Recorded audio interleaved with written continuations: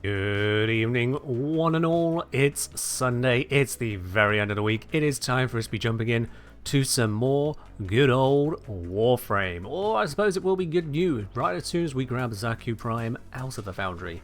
Welcome in, one and all. Hope you're doing well wherever you are around the world today. And it is indeed the Xaku Prime Access giveaway days. I see a whole load of you are grabbing those tickets already. Absolutely. If you've grabbed a ticket, you're in it to win it.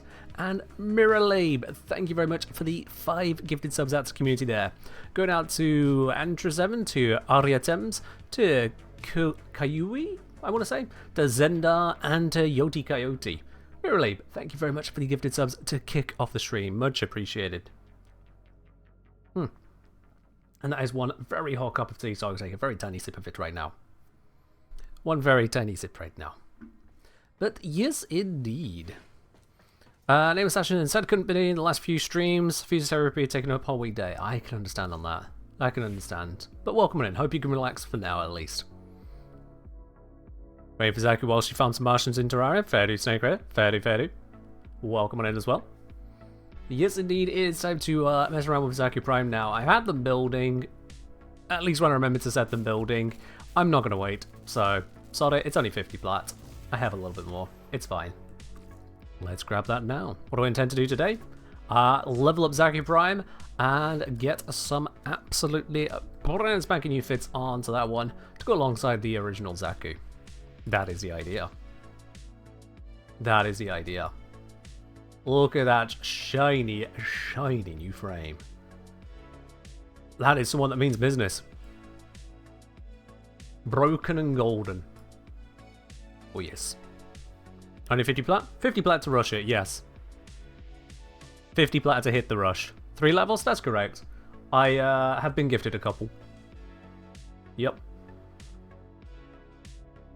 Yes indeed. Alright, so I haven't yet acquired Xaku Prime's weapons. I'll be getting around to that at some point.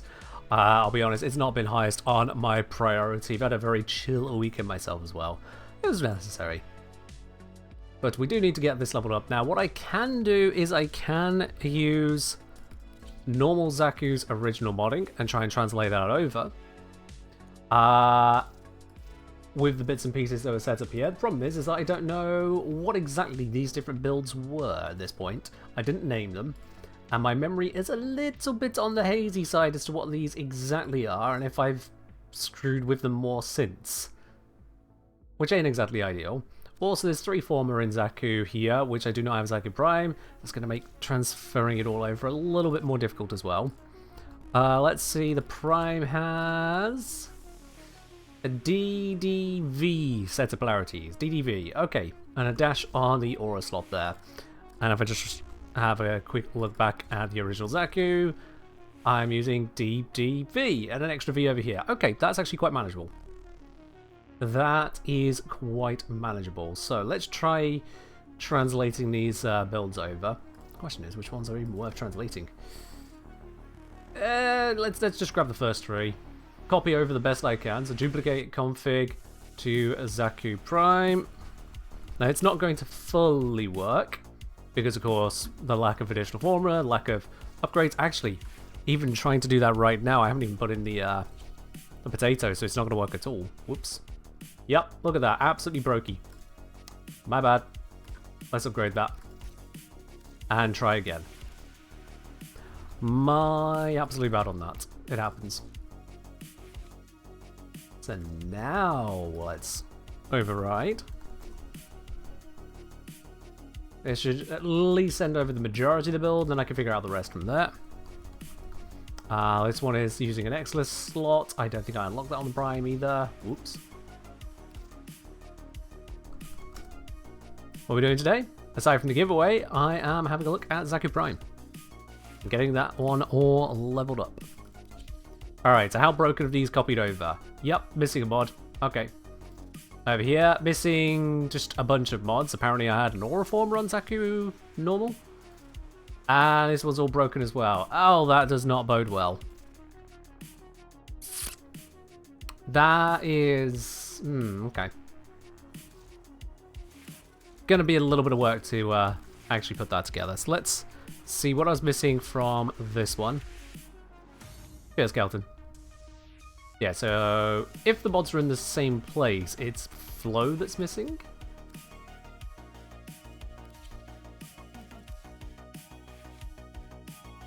Yeah, so flow is missing. Let's move that to there. Let's put in normal flow for now. And I don't know what arcane was supposed to be here, but sod it, let's just slap in a... I'm not actually sure. Slap in at Aegis for now, I can't be bothered to think too hard on it. Takatrophy, thank you very much for the 5 gifted subs, going out to Missile Man, to Bullet Z121, to Elisaria, to Happier Sad Guy, and to Oni.Senpai. Thank you very much for that there, Tyken, much appreciated. Cheers indeed on that. If this is a Vitality setup, Aegis is the wrong pick, although why is it a Vitality setup? Because surely that could just use, like, shield instead. I'm not sure, to be quite honest with you. Not sure what the build originally was intended to be, but it is what it is for the moment. Let's just get it leveled up. That's the initial focus. That's the initial focus. Wolvens, cheers. Cheers indeed. Alright. Let's just get it leveled. Because that is the primary interest on that one there. So, I just have some random weapons equipped, actually. What are you forming for now? Let's go with Envoy. That's going to be better for leveling things. Let's head to a relay and send out a blessing. 69, of course. You want the orange? Okie dokie. There you are.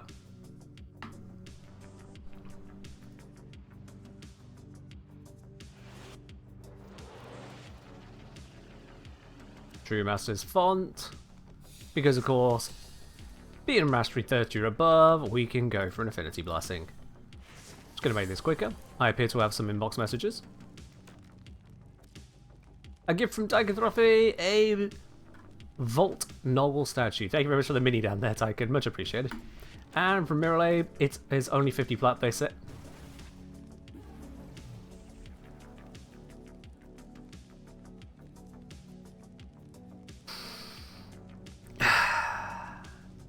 Thank you, Mirrorlab.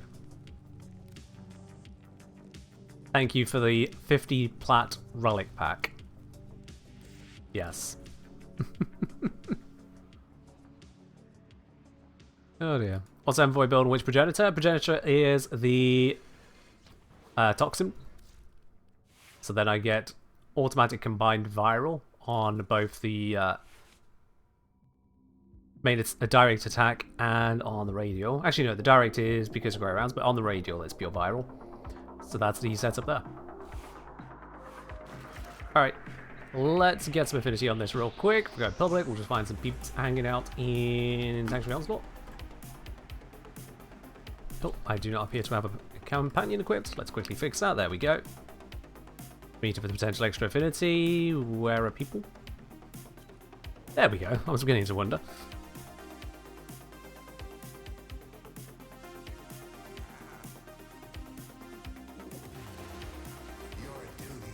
Let's quickly level up this frame. You're in Toxin Envoy 2. It's a good pick. It's reliable, effective. All that you need it to be.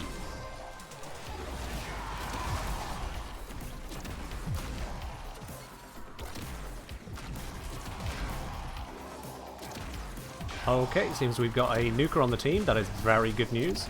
That should help level me up nice and quickly. My kills are worth twice as much to me as their kills, but it's fine.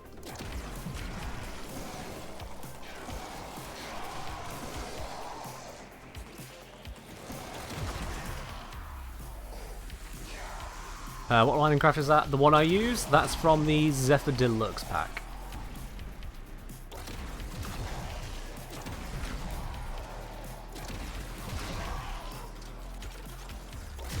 Oh, thanks for the instant reload there, Smeeta. That was actually quite useful from a weapon that has a long reload.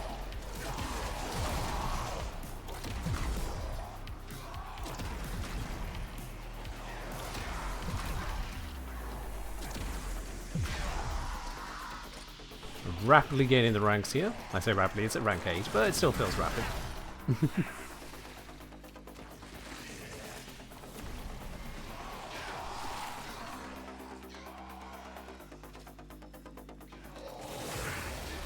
Yep, we got our laser beam.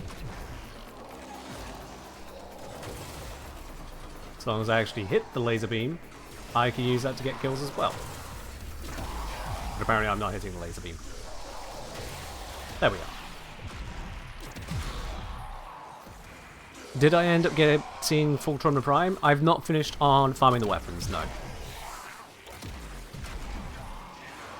Also, it helps if you put my name in the message if you're going to ever at me, Moon. If you just at like that, hoping that it means I've seen your other message, that doesn't work. Just FYI. All you've ended up doing is pinging me for a blank message.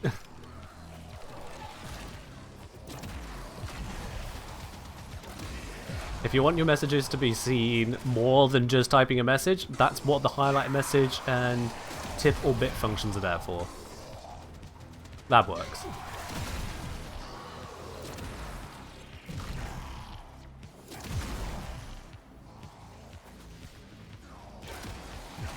Yeah, I'll stay with the hydrate. Cheers.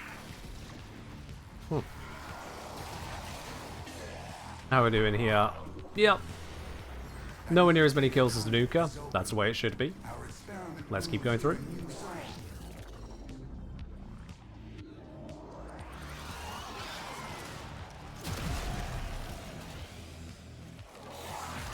Bit of extra volt speed. Why not?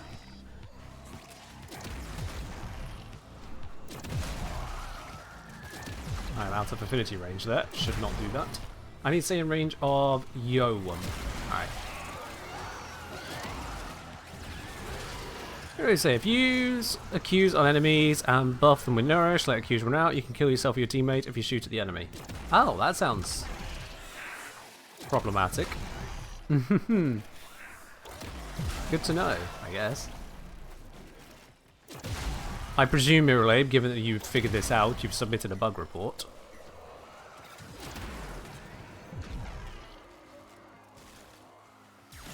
That does sound problematic.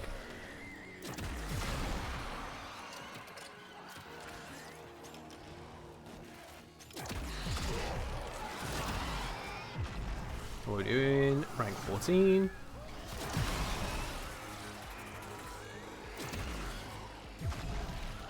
If I focus down the Xmas units as they spawn, I'm more likely to get a lot more affinity on my Xaku. Because I get 50% of the affinity on Xaku when I get a kill with the weapon, whereas I get 25% if my ally gets it. And seeing as Xmas are the big chunks of affinity, if I focus those, theoretically, that should help level up Xaku fastest. Theoretically.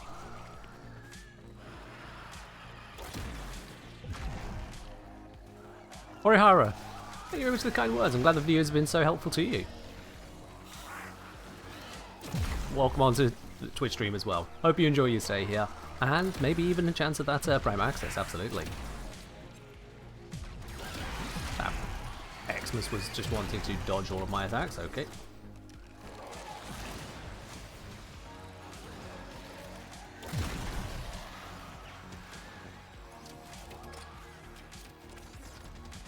How would your early Prime lore even work? I don't think Prime lore really happens at this point. Ballast did it, Ballast didn't do it. They came first, they came last. They happened to frames which canonically changed after their production, and in a way that only an individual frame could be affected. Yeah.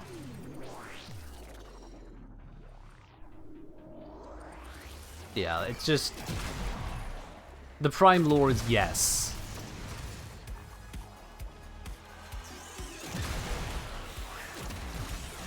I'm saying it's worked as it should. The bug report is older, shortly after Xaku came out. Okay. So if Dave said it's working as intended, then yikes. Sounds problematic to me. The answer is vibes. The answer is vibes. Okay. I forget what the question was. Oh no, we've lost our Nuka. Ah, that's no good. Well, we're now going to get much less affinity. That happens. Greymire, thank you very much for the 19-month resub there. Much appreciated, my dude. Much appreciated.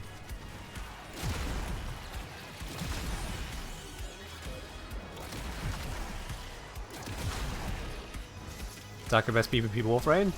I mean, there's various frames that can set these things up, but I suppose Xaku would be quite effective with that one. Theoretically, yeah.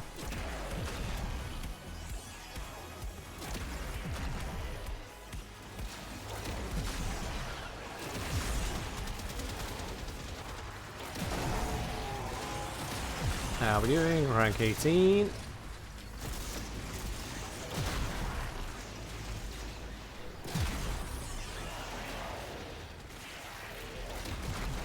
Tunnelers and shenanigans when it comes to primes? Probably.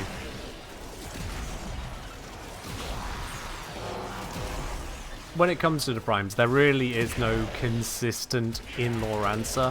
Which, let's face it, half of Warframe has no consistent in-law answer. The answer is stop questioning it, you fool, and just enjoy the game. So, yeah. Don't really have a good answer on that one for you. Hello, cat zombies.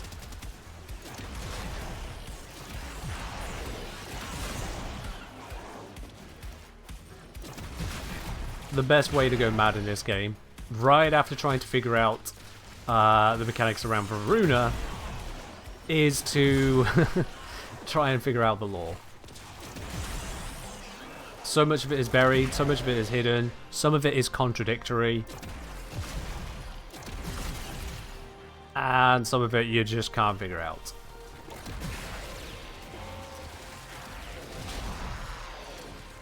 I suspect many times it follows the rule of cool. What sounded cool to Reb and the team that day? Rank 20. We have La Sarnuka, but I'm still getting levels, so you know what, solid, let's keep going.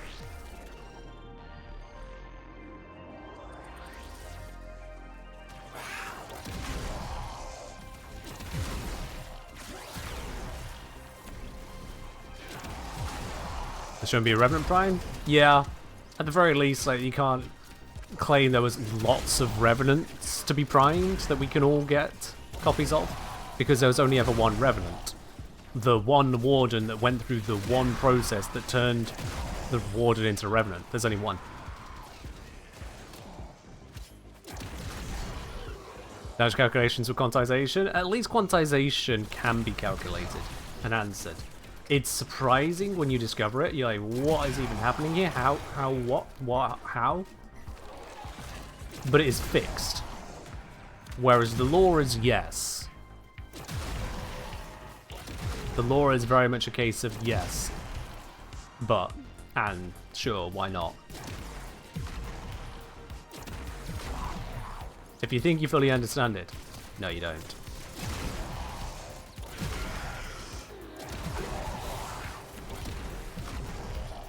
Drink water good? Alright. I mean, tea is good too, but still. How dare they attack me whilst I was taking a drink? I can only press E.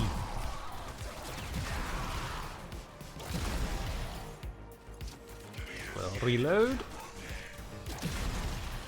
Again, focusing the Xmas.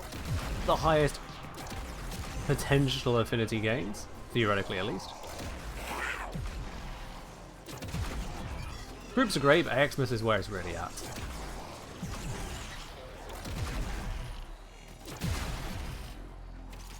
Hello Zom, how are you doing today? Drinking tea? Absolutely, I've got tea in my lovely mug. What other beverage would I put in my mug?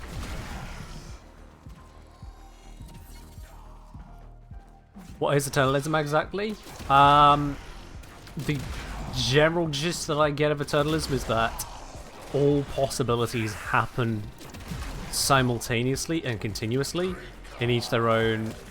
Not so much world line as just they either do or don't exist, but the reality is they both exist.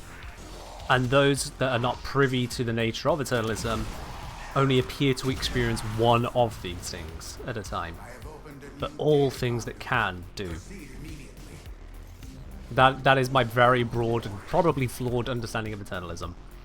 Because it all sounds like a bunch of mumbo jumbo to me, and it's supposed to be distinct from multiverse.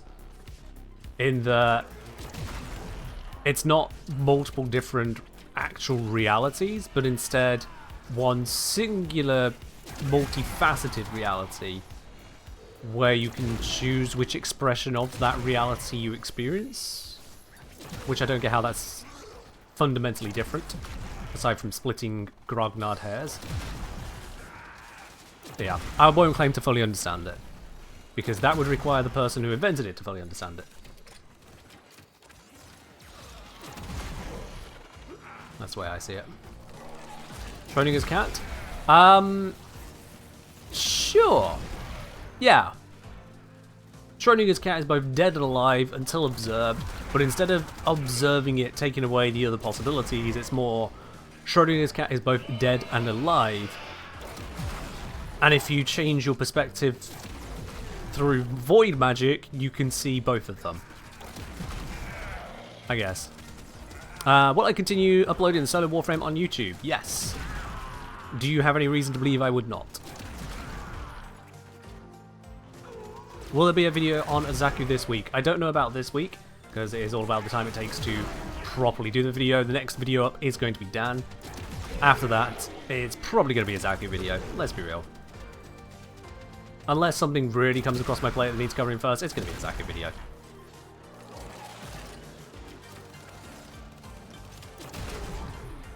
Been a while, thought I might have stopped.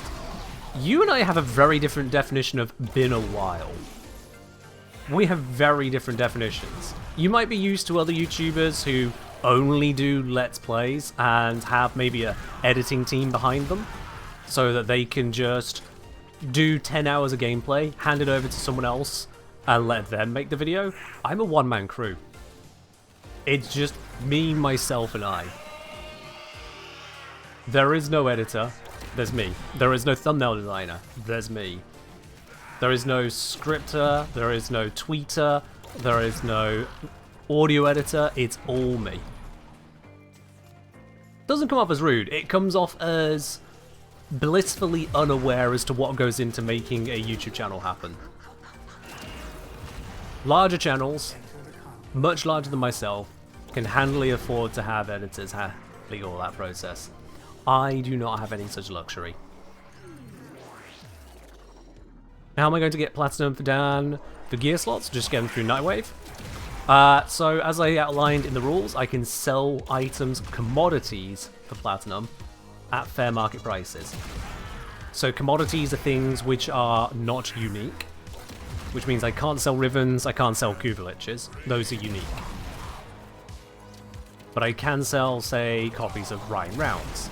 And at fair market price, it has to follow what's in the fair market price. I realise I'm alone here. I'm still farming the Infinity for the frame, and everyone else is gone. Eh, works for me. Just mean if it's a few more bullets coming my way is all.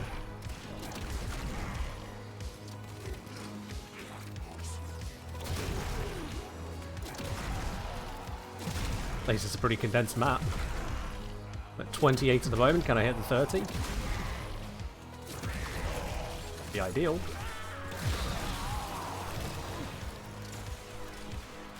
Quick reload. There we go.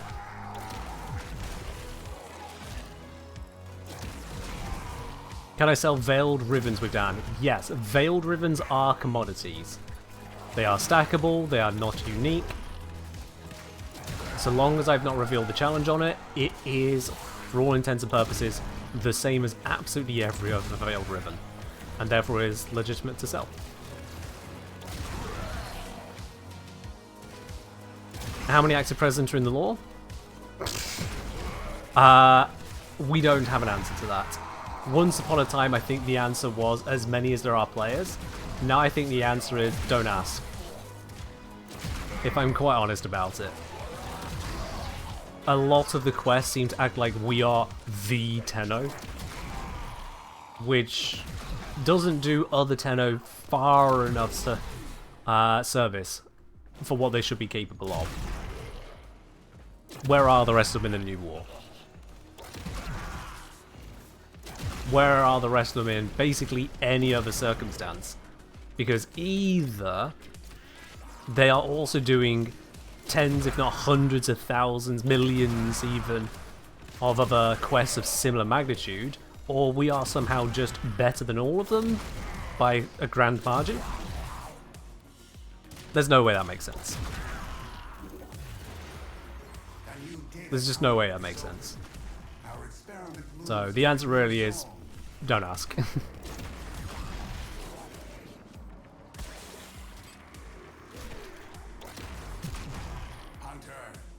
This is why I just don't focus on the lore in Warframe that much. It is a bundle of very nice ideas, and the bridges between them are insufficient for me.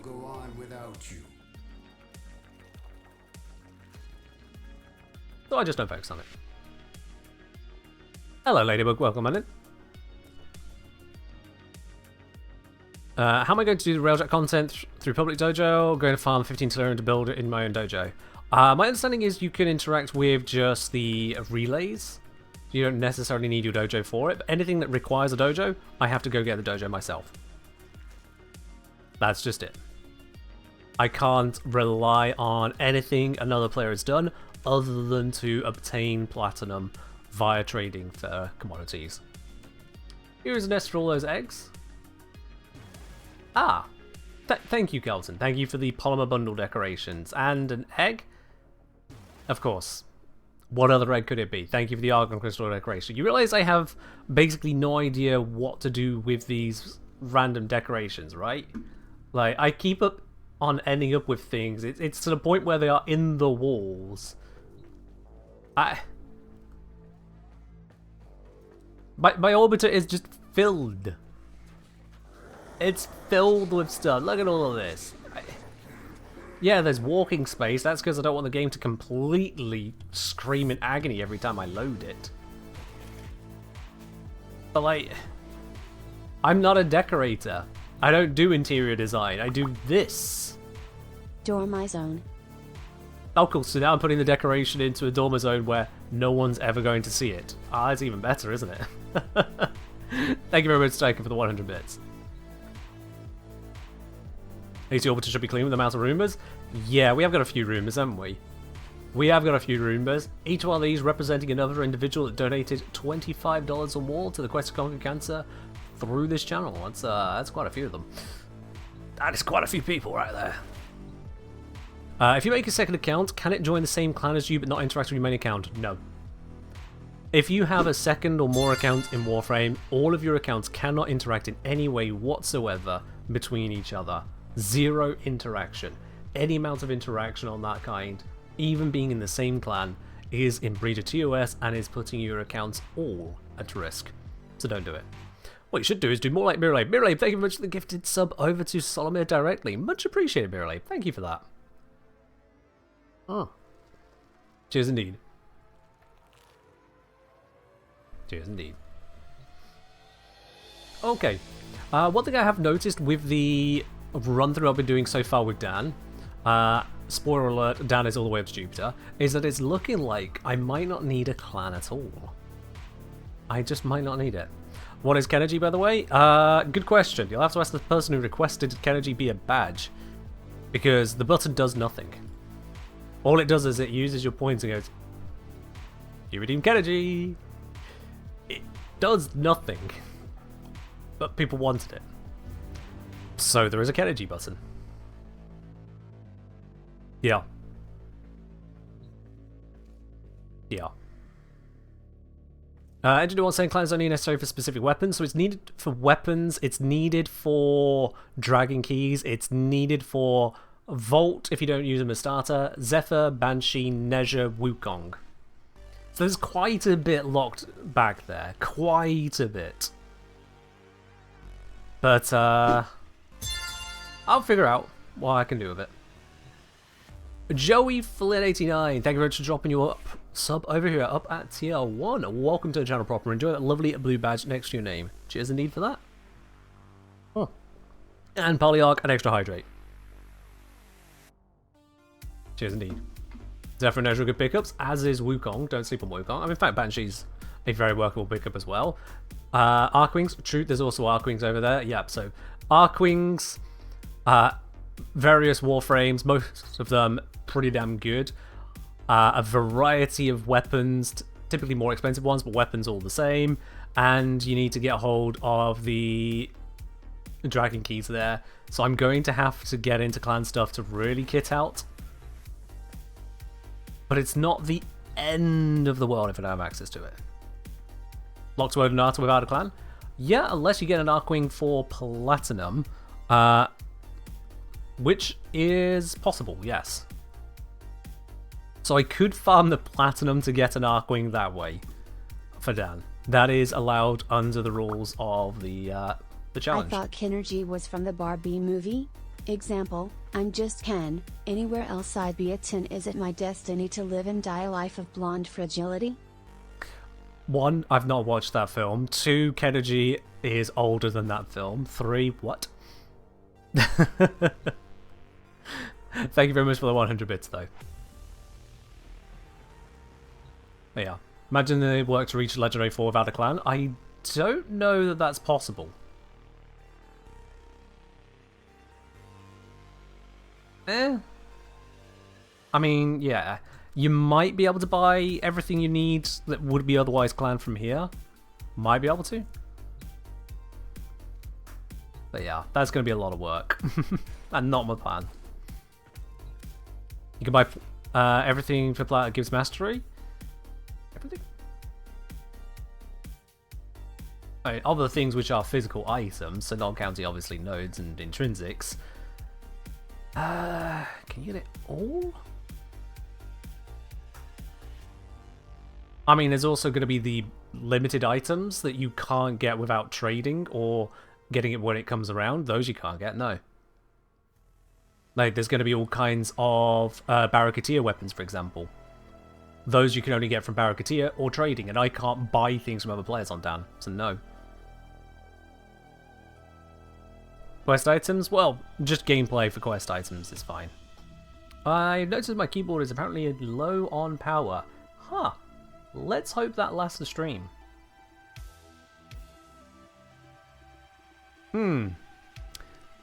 Evidently I forgot to charge that. I'm sure it'll be fine. I'm sure it'll be fine, right?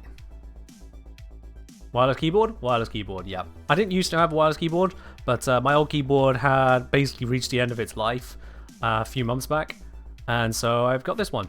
Can I charge it in use? I could, but the problem is that the cable is over there, and my keyboard is over here. So if I plug in the keyboard to the cable, well, this doesn't make for a very good stream, does it? If I'm all the way over here, and my screens are over here, and the camera's over here, doesn't really make for a good stream.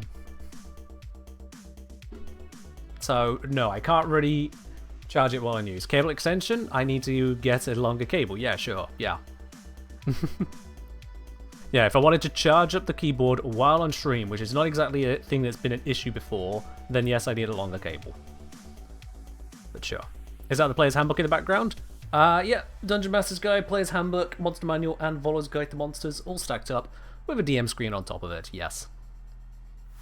No power bank available to plug it into? You think I just have a charged power bank lying around? Hell, you think I have a power bank lying around? What do I need for one of those? Nah.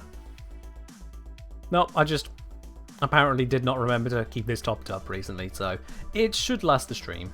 It should do. Usually the warning light is supposed to come on a few hours before it would run out of charge, and this stream lasts a few hours, so theoretically we should be good.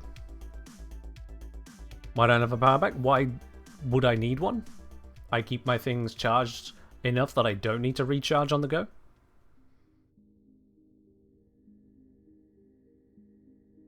I'm just good to go, normally. My phone's power lasts 2 days on a full charge. That's plenty enough time to get somewhere. I don't go on long hikes, so I'm not that far from civilization. Don't live out in the sticks. And if the power gets cut out, well then I've got more problems than just a power bank, I assure you.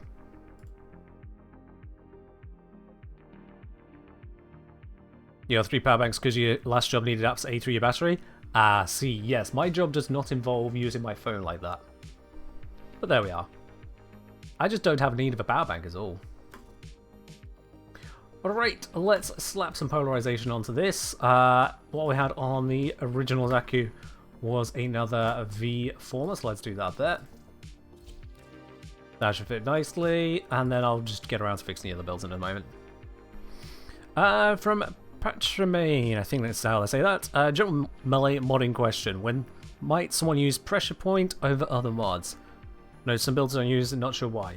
So pressure point is by and large additive with condition overload, and a lot of builds that you'll just see online will typically be like, oh yeah, use condition... Of course, not on Xaku. Of course, you want to use something like condition overload because it is so amazing. It gives you so much more damage than prime pressure point, which is true if you're using status primer or otherwise are going to be putting out enough of those other status effects. If your status chance is so heavily weighted to a couple effects, then you basically remove your ability to one-shot a target and are relying on getting those extra status effects to begin to build it up. And as Zon says, condition overload also has a ton of jank behind it as well. Sometimes positive, sometimes negative, but it can get in the way. So you use prime pressure point if you are not confident that your hits will on average benefit from condition overload, such as if you're not using a status primer, nor are you using a weapon with sufficient status output to justify it.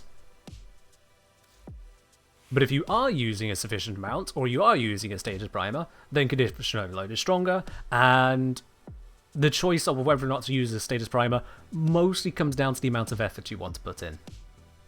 It doesn't work on things like glaive explosions, because they are radial attacks, they don't use condition overload. I don't know if the mod even tells you that. No, it just says melee damage. It doesn't say melee direct damage, or direct melee damage. So, there's no way for the game to have told you that, but it is a thing. Heyo, Adamalik, thank you very much for resubscribing there up on tier 1 again at 37 months. That is a long amount of support right there. Thank you very much, Addy, for that. Really appreciate it. Cheers. Do I like Typeater Prime? It's not one of my usual go-tos. I had it equipped for doing a capture of Equinox earlier. It's just not one of my go-tos, is all. Atu, are you more and more famous because of more and more people saying they love you and they see me if you live in game? Hey, that's real nice to hear. That's real nice to hear, thank you. Am I more and more famous? I hope I'm getting more people to know me rather than less, so I suppose technically the answer is yes. Yeah. I just try to put out enough good content that people like, follow, subscribe, and support, basically. That's the idea behind it all. Right, yes, I did just put in a former, so it is time to do a little bit of leveling again. So let's go do that. How goes the adventures of Dan?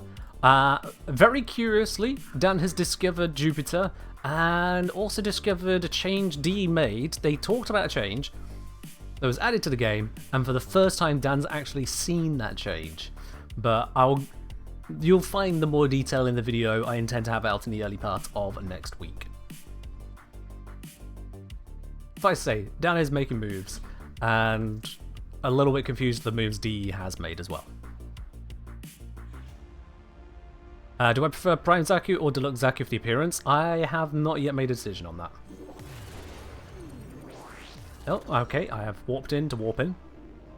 That works. Buffs and boons. Let's get the Scooms? Yeah, it doesn't really work. Hey, little Scoob. Glad you love the content.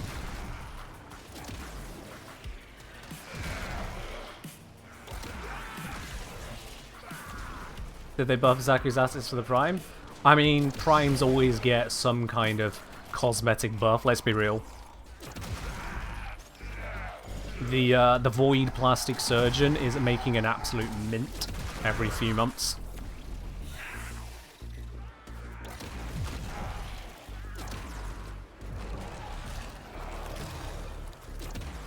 It's fine.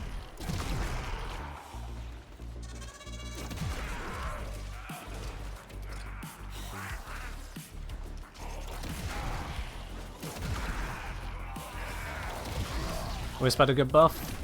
So I've heard, so I've heard. However, I always have assigned honor on with Wisp, so couldn't say. Much to the consternation of many. Eevee has recovered? I didn't notice Eevee went down. Oh gods. Cheers, Flo. Thank you for sparing us the corn and just going with the pop.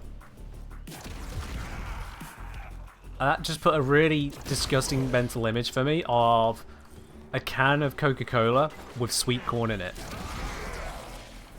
Because then it's popcorn. And that is just disgusting. Why did I have to think of that? Someone even said bro in chat in-game at the same time. It is so painful it actually reached them.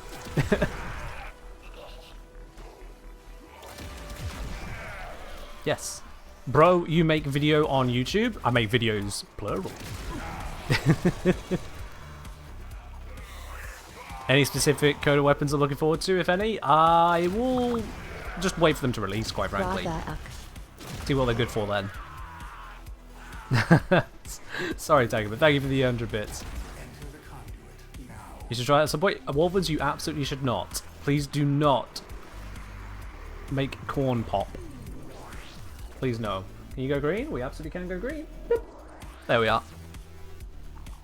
Why'd I have to verbalize that thought? Look. I may solve practical problems, but I can also cause them. Sometimes I create cognito hazards. And you then have to deal with that.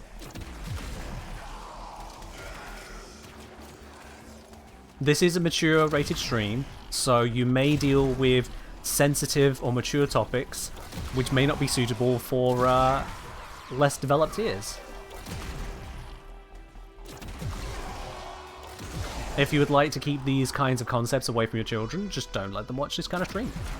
And they will never have to learn about corn pop.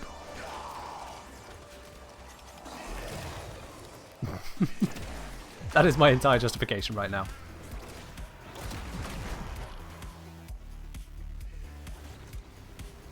You bet most soft drinks already have corn syrup in them, so it's just a touch of minor disassembly.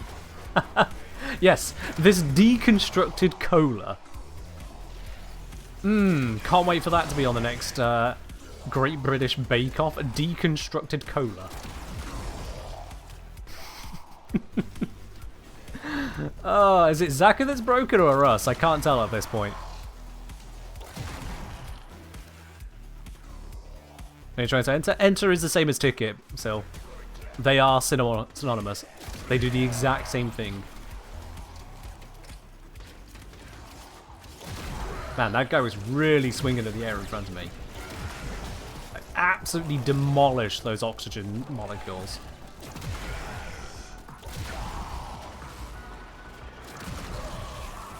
You there. Stand.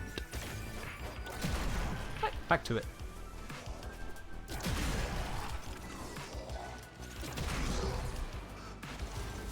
Can Nourish be combined with Xaku's one? As in, can you cast them both at the same time? Yes. Yeah, I see no issue with that.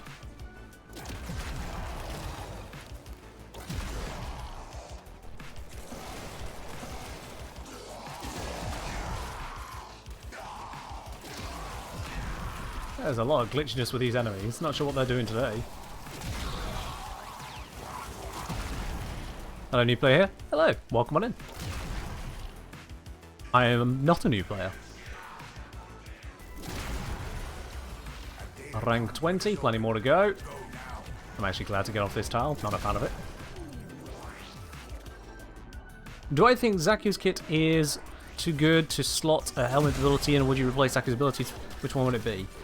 So it always comes down to the same thing with every single helmet option ever.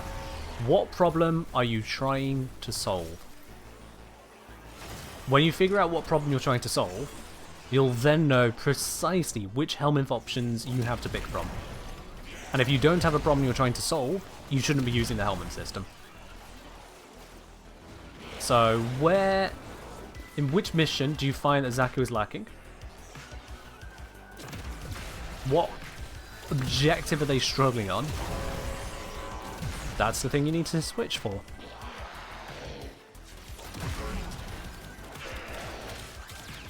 Thinking of it that way, you'll always find what you need. That's oftentimes that's nothing.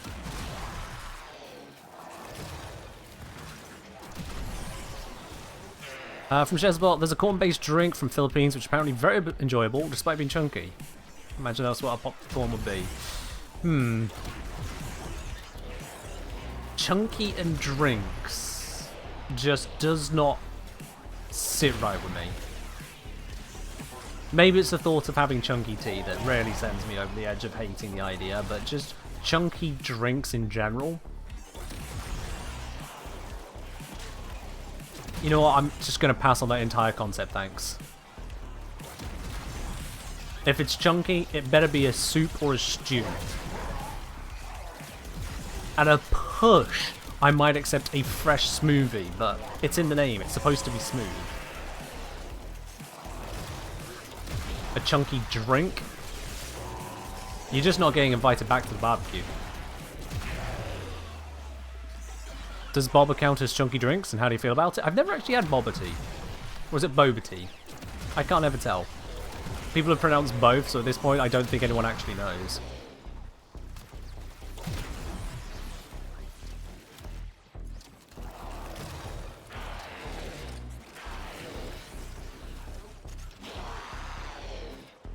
Boba? A lot of people saying boba? Okay, fair enough.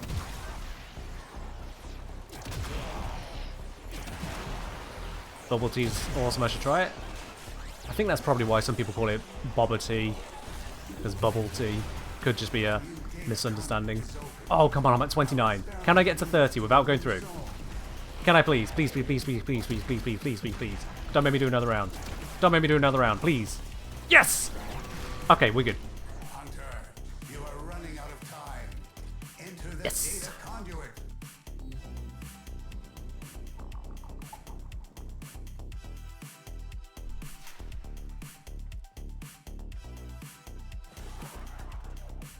Hunter, the There we sanctuary go. will go on without Made our way through that. And a couple extra relics. Always nice to get. Pocket Demon, cheers.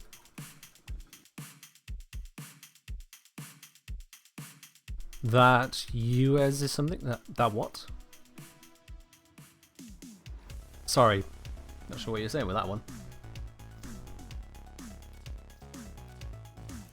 Sure, why not? GG. And then I leave the squad. Leave them to it. Okie dokie.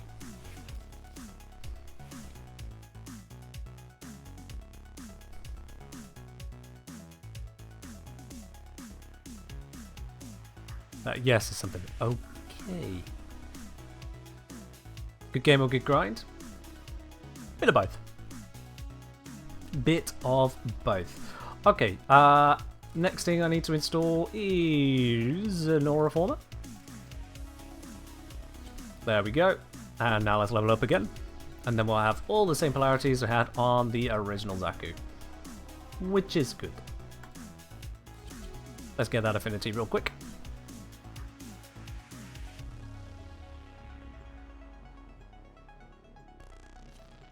Any advice on how to deal with violence? Keeps the same abilities and killing.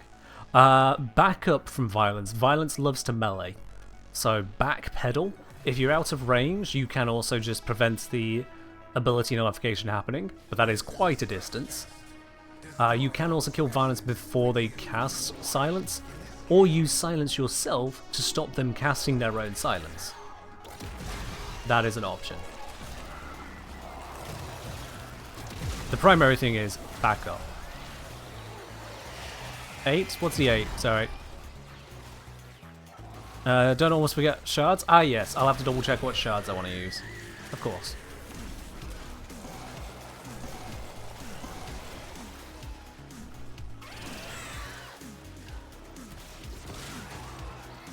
I think this must be a short range. Or it's just firing so quickly I'm not noticing. Nope. I think actually everything's been nuked. Yeah, there we are. We have someone nuking, which is fine.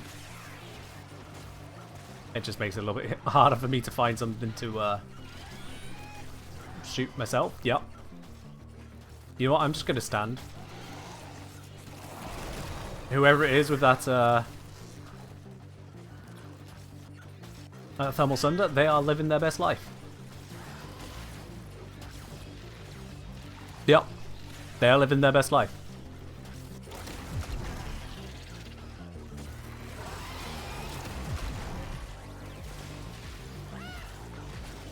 So if you look at the span accounts there, Ladybug, the bot tracks differently to Twitch.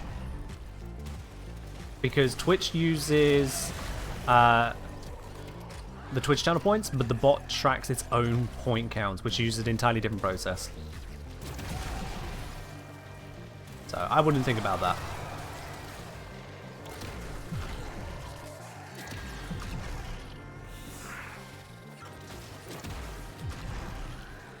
Guys, with hydrate. Cheers.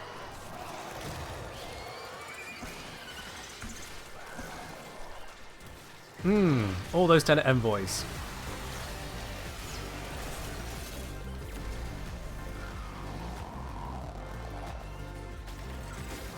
What's light color change? You see the colors of the lights behind me? That.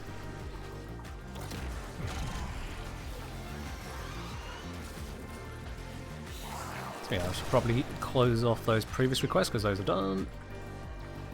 So what's the primed ability effect on Xaku Prime? Is it lost? Sorry, what? Orihara, I don't think I actually understand your question. Rank 13, let's keep going. Yo! Aquadin, thank you very much for subscribing with your Prime. Welcome on into the channel proper. Enjoy that lovely blue sub badge next to your name. And all the other bits and pieces that come with that. Cheers.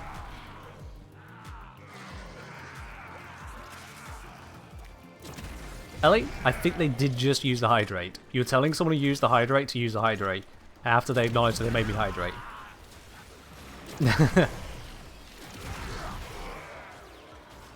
You think you were chuckling at the fool, but it is really you that is the fool.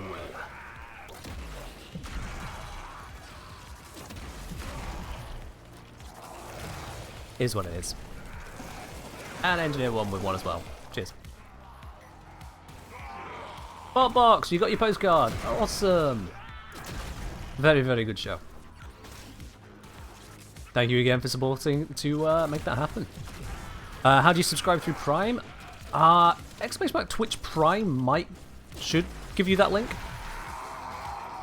I think I put it under Twitch Prime.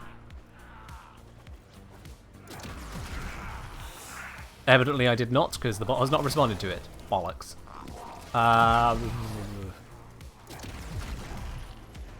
I did have a command with the link to make it as easy as possible. But evidently I have forgotten where I put that. Which was not smart of me. Is it...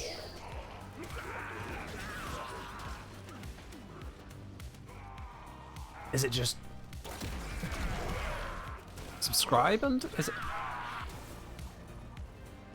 Oh, yeah, it's just under the subscribe button. Subscriber command, yeah. So that link there, after doing !sub or !subscribe, that link goes straight to where you can connect up your Twitch and Amazon accounts, so you can use your Amazon Prime to get a free Twitch Prime sub every single month. So that's where you want to be clicking. And then you'll be able to drop it over here, you'll be able to get all the Prime benefits exactly the same as a paid subscriber, but you get Jeff Bezos to pay for it for you instead.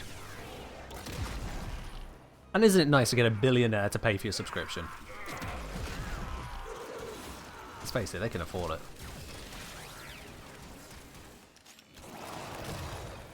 Does Xaku have higher health? I would have to double check. I haven't actually had a full look at the difference in the stats yet, because there's still 11 of them. Rank 19, more to go.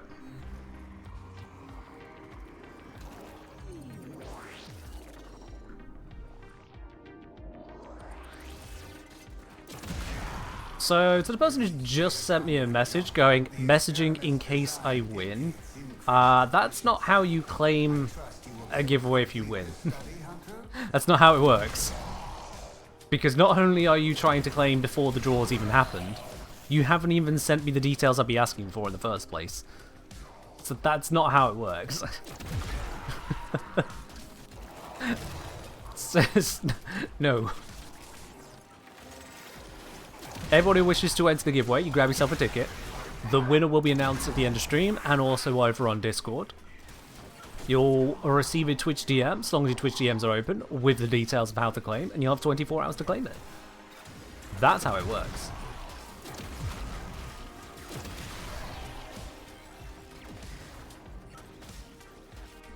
You can't just pre-send a message and be like, yep, that counts as claiming.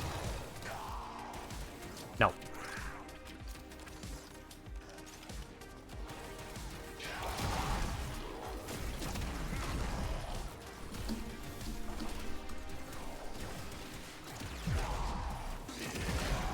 Someone offering to let me grab the XP from killing with my abilities. If he's using Thermal Sunder, he's gonna kill far faster than me. It's just better for him to kill.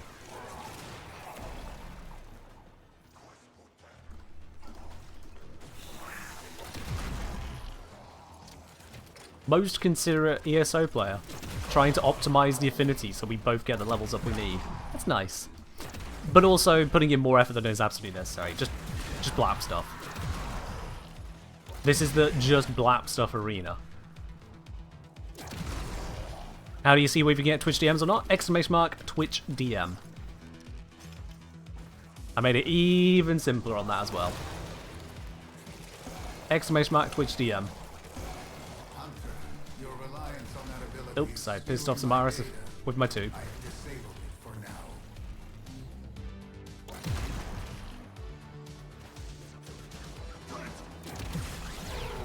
Yeah, I should have been more clear. Only one person needed to type the command. That made the bot respond to y'all. You can then just read the message. How am I doing? 27. There's no way I'm getting that to 30 this round, so I'll just go through it. The other player can do whatever they wish to.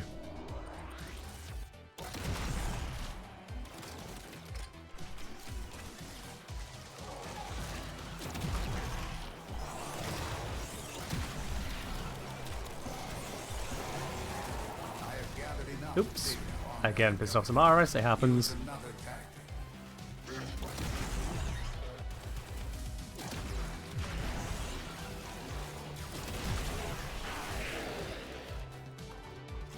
There's a lot of enemies out here. Wow. And they keep perishing, which is good.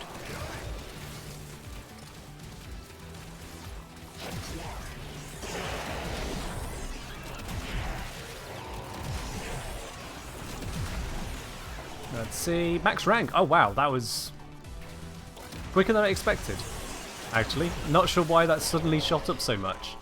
In fact, I'm getting tens of thousands of affinity now. Not sure what changed, but I'll take it. Yo! Yo! Thank you very much for that huge batch of gifted subs right there. Smeeter? Oh, have I got a Smeeter affinity boost? Is that what was happening? Should have figured. Alrighty then. Let's see, what did we just get in terms of sub-arenos there? So that was 10 gifted subs.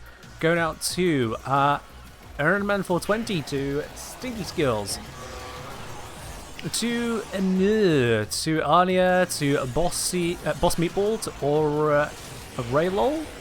Sorry, I've only got them lowercase at the moment. To Waylord, to Regnamango, to Dick Biscuit, and to Nix O'Neill. Thank you very much on that there, Mantis. Much appreciated. Much appreciated indeed.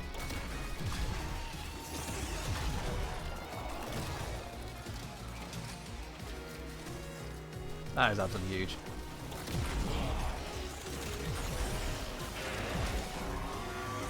Dick Biscuit? Yeah, some people have some interesting usernames, but you know, it's fine.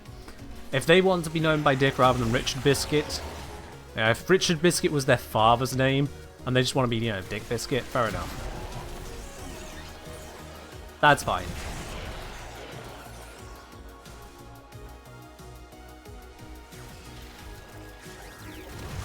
Maybe in the future they'll retake the Richard name, but, sure. Richard Biscuit the third? Yeah, could be. Could be. Hunter, you are running out of time. Enter the data conduit. Just gonna keep getting the blaps. Straight through the door. Whole load of them extra. Thank you very much, Moa, for holding open the door for my rocket. Very convenient. Hunter, the sanctuary will go on without you. Beautiful. Yeah, that was more than enough affinity.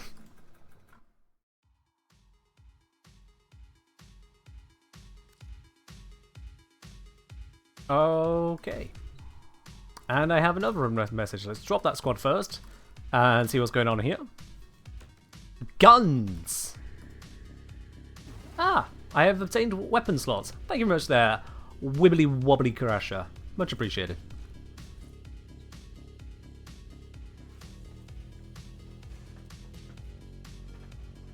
Sorry, Ladybug. Permission denied.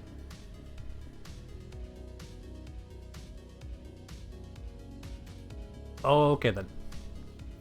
So now, if I go back to Old Xaku and transfer builds over, I'll only need to do build B and C because A was already repaired. So if I copy that one, and then copy this one, that should do the trick of moving it all over. At least of those ones. If there's other builds on there, I'll figure them out later. That's moved, that's...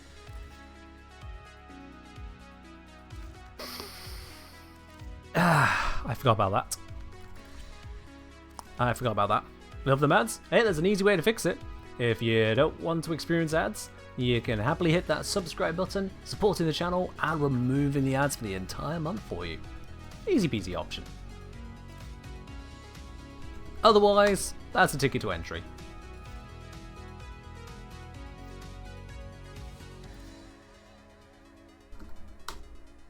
There we are.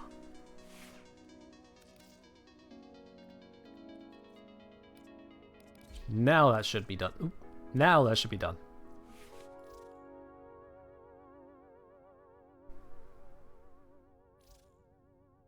How has this gotten worse? What am I...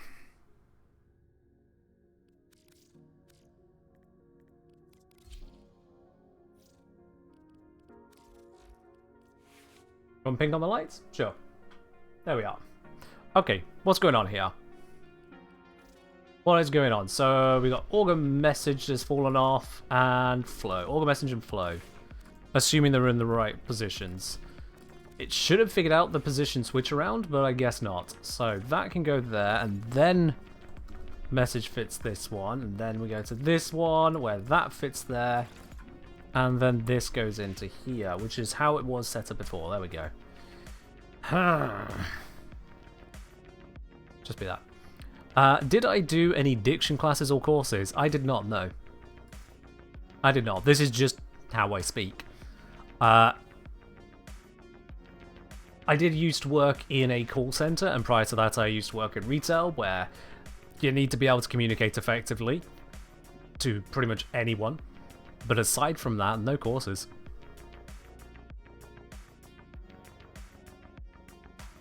I am, for all intents and purposes, an amateur professional in everything I do when it comes to content creation. So I've taken no course when it comes to video editing. I've taken no courses when it comes to thumbnail design, no courses when it comes to thanking people for subscribing, like Sal's, thank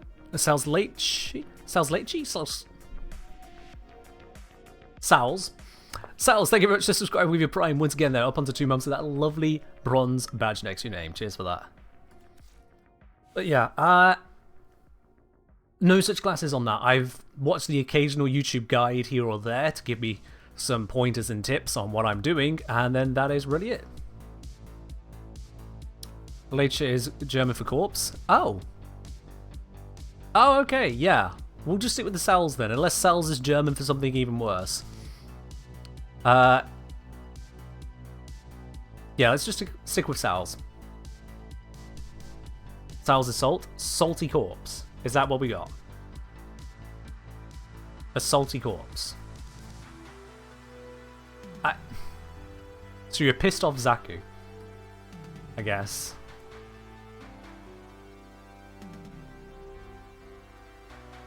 Salty or salted. I just...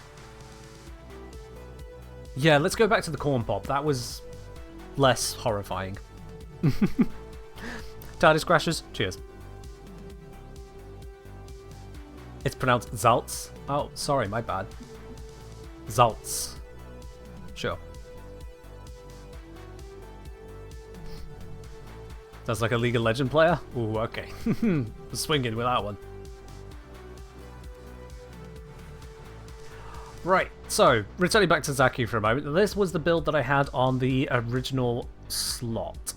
Look, aside from switching this up to redirection from Vitality. So that was set up with enhancement of the range on this, enhancement of the number of max targets that could be affected by it. It enhances the range on this as well, giving it, for example, the Accuse and 90 meter radius, Gaze 43 meter length. Length? No, radius. And Deny 70 meters. But it's only a 77% defense reduction, which is better these days, but still, it's only 77. So I'm slightly wondering as to what this setup was really hoping to be. Because, like, I can go Intensify and Corrosive Projection, which should now have that at full strip. Don't I need a Polarity in the Exilus? I didn't have one before.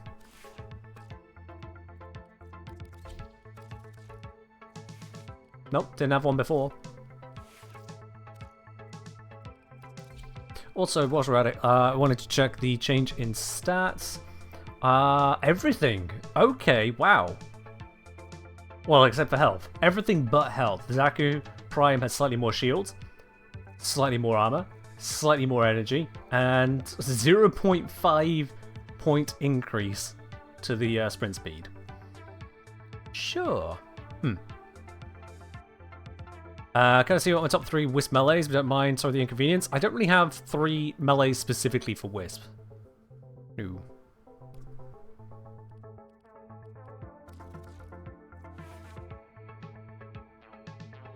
Okay, so, with this current setup here, that preparation could sit there anyway, which opens this up for any 9 drain mod.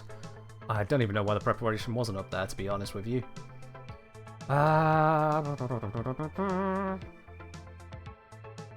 Duration is a bit low on this. Let's get the message in. Or actually, wait.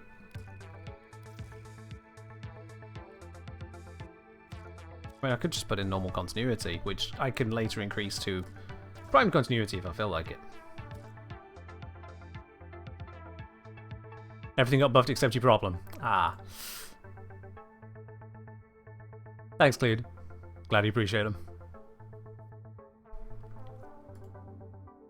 So yeah, this setup here is basically where it was before. So we've now got that increased strength, giving us that total defense strip in combination with corrosive projection.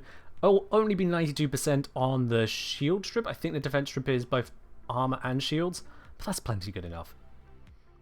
Would Carnage set bonus give you invulnerability during Vastan time? I'm fairly certain they're going to be multiplicative. Reduces enemy accuracy, yeah. I mean, we can try it. We can certainly try it. Let's swap out that for a moment. That's at 10%, and then we need to go... This will bring us up to, what, 20%? What's the full set go on to? Why preparation, not something like Cunning Drift? Cunning Drift gives you a teeny tiny increase in range. Preparation means I have all the energy I need at start. Can be replaced with Archon Shards to suit your fancy. Okay, it's on pistol. Cool. So it's just any melee, any pistol. We can slap those on. Alright, let's just see what happens real quick.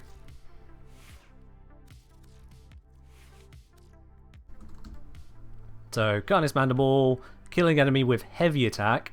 So let's put that onto a weapon that wants heavy attacks, I guess. Makes sense to me. For the moment, let's replace Fever Strike. I don't care about the Toxin right now. Do that. And then on a pistol, the Observe can just hold it. Kind of sting it. Actually, let's just shove it on a broken build. I don't care about it. So that'll make enemies have a 30% reduction in their accuracy on top of the supposed 75%. So whilst that is active, if those two are additive to each other, I'll take no hits. If I take any hits whilst those two are active, then clearly it doesn't work that way. This will be an easy test. Do I take no damage or do I take damage? Could not be easier. In fact, I'm going to go with a really low level mission because I just need to see the hits. I don't actually care about the amount of the hits, so I don't want to screw around with anything right now. Just see if it works or not. There is a large platoon of Grenier Marines. That is active. Leave no one standing.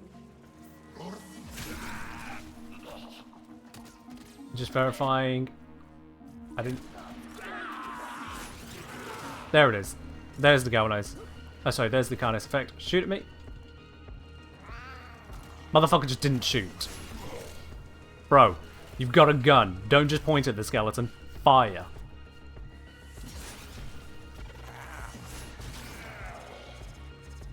Hi, you there. Please shoot me. Okay, the cat killed him. You know what? This mission's too low level.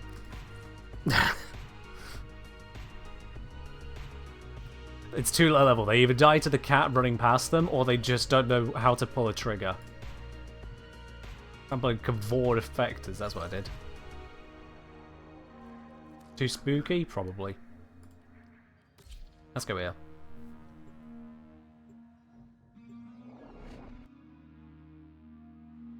I mean, either way, this should handle the mission. We're just checking to see if I take damage or not.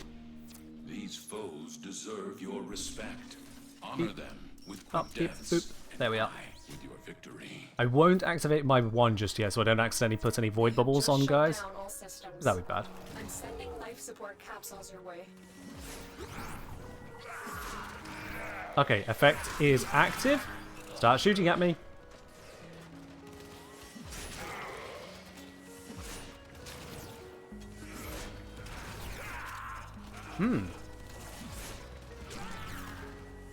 Nope.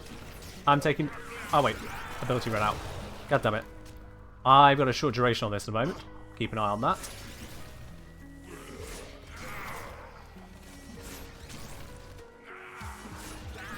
Some melee is hitting me. Don't know about anything else, though.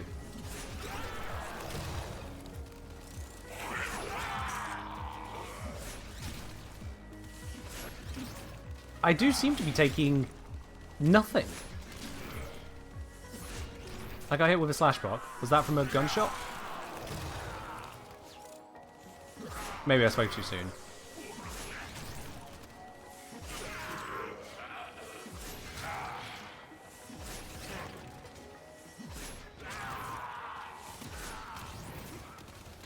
No, I am taking some hits. Oh wait, no, there's these guys behind me. Could have been those again. Okay, so there are melee units which kind of defeat the purpose of it in general, but like, if I keep an eye out for those melee units, and also still get the kills, yeah.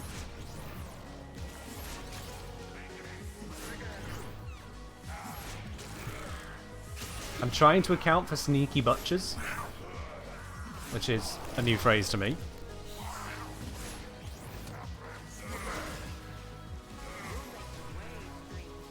Does not dodge that. Fire wave still hits.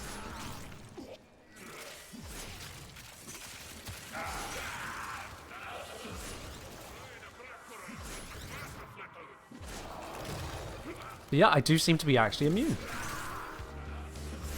That is wild to me. I didn't think that would work. I'll be quite honest with you, I did not think that worked. At the very least, it seems I'm close to actually immune, if not. For God's sake. Why are there so many butchers? I don't remember this mission having this many butchers. Okay.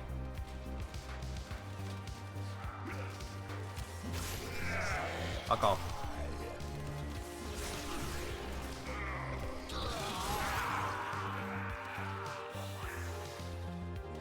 Oh, shoot. Oh, the ones that just run up to me and then just do nothing. Come on. I'm doing my best here to try and test this. To verify that I'm seeing what I'm seeing.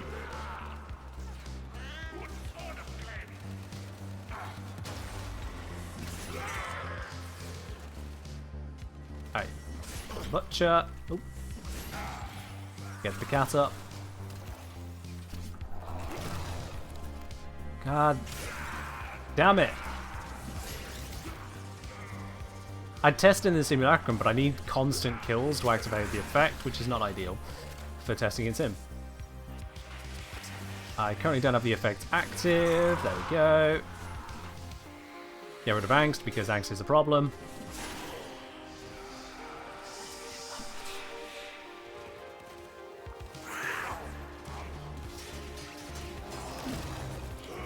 I mean, that does look pretty effective. It is just the butchers that are a problem. I'd be maintaining life support here if I wasn't just trying to test death. But yeah, okay. Karna's set effect does seem to give immunity from normal range attacks in combination with the 4. It does seem like they are invulnerable.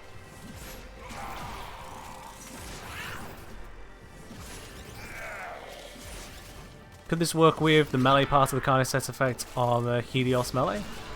That's a very good question. That is a very good question.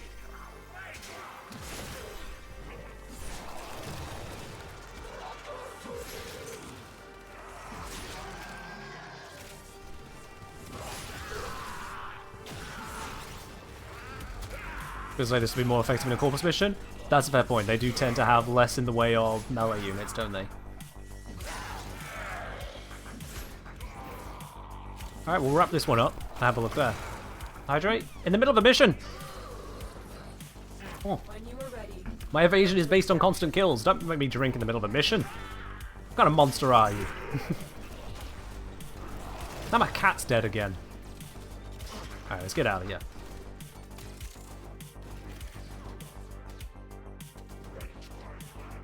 This seems like more work to not take damage than just killing them. I mean, I am actively slowing down to not die. Sorry, to not kill them too quick. And see if I don't die. So, in a normal gameplay sense, you would just be killing as quickly as you can normally, but also enjoying actual immunity to ranged attacks. Bit of a distance on this extract, but sure.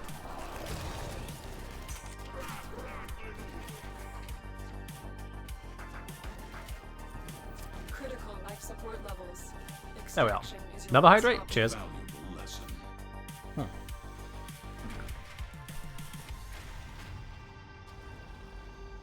Could use companion to focus killing butchers. Absolutely an option. Yeah, you're very right. Absolutely an option. Locks you to heavy attacks. That is true. There are plenty of people who are happy to do heavy attacks and heavy slams though. Red on the lights. There you go.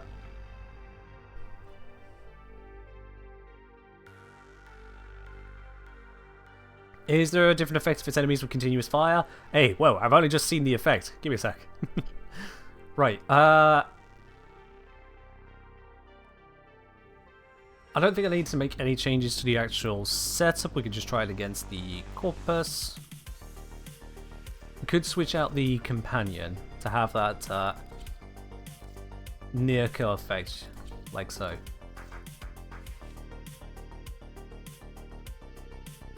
Where have my mods gone? What did I do to this? Why are my mods missing? What? What? What? What? What?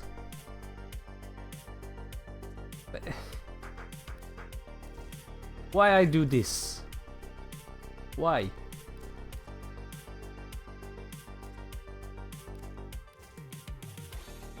There we go. Okay. Void added snacks? Sure did, didn't it? Also, we can do the thing with Xaku, which is...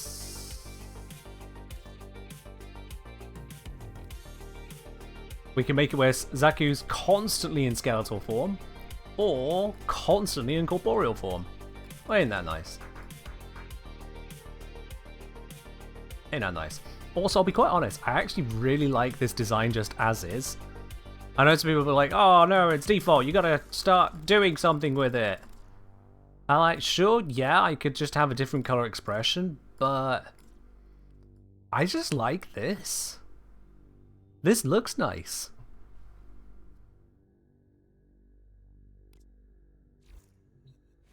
Yeah.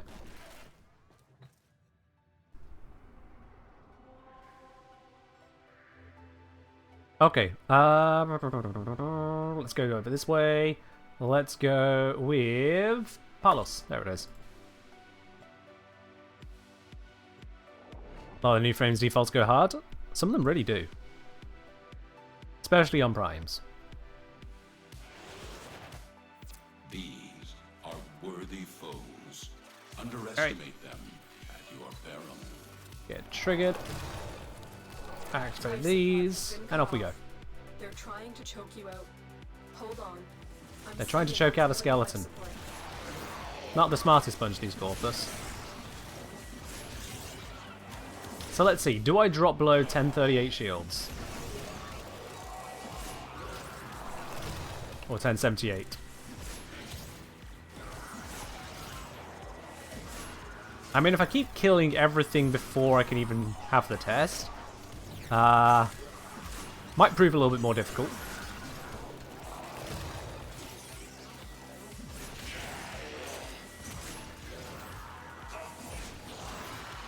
But I don't seem to be any threat here, do I?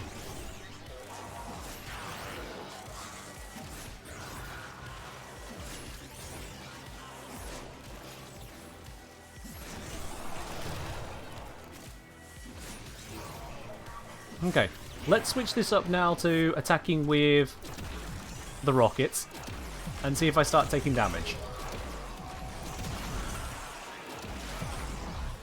Because it could just be the enemies are really bad at shooting, the whole dodge chance is actually 100% if I'm good enough at firing.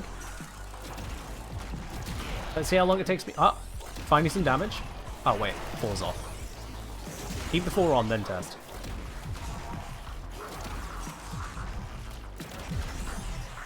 Yep, there is some damage there.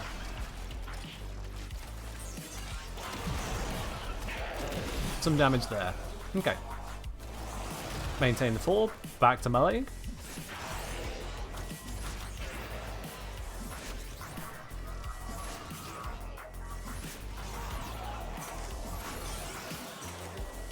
A little bit of damage. A little bit of damage. Don't know what from.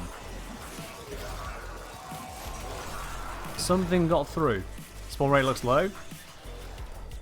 Not the highest. Nope, some damage again.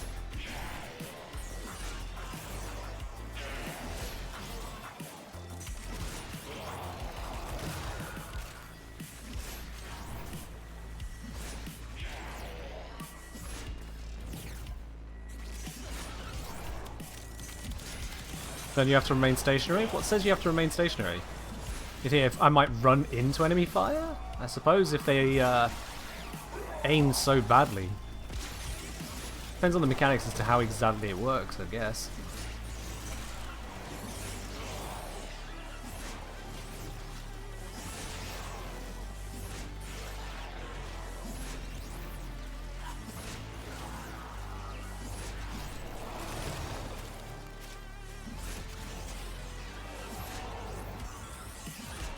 Yeah, it seems like it's not 100%. I am taking the occasional bits of damage here or there, but it is very inconsistent incoming damage. Very, very inconsistent. So yeah, occasional bits get through. I think what we can likely take away here is that it's not 100%, but it's so damn high that it's laughable. It's certainly higher than what the flat values might suggest, and that's because enemies have a chance of missing already. So we're compounding on the existing miss chance with 75% and then a further 30%. That despite being multiplicative, it's actually sufficient to get to near invulnerability.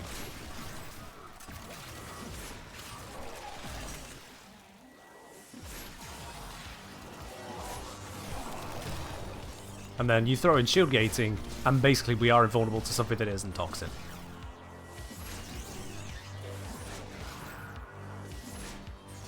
But if we're using non-heavy attacks, we still get a lot of general defense.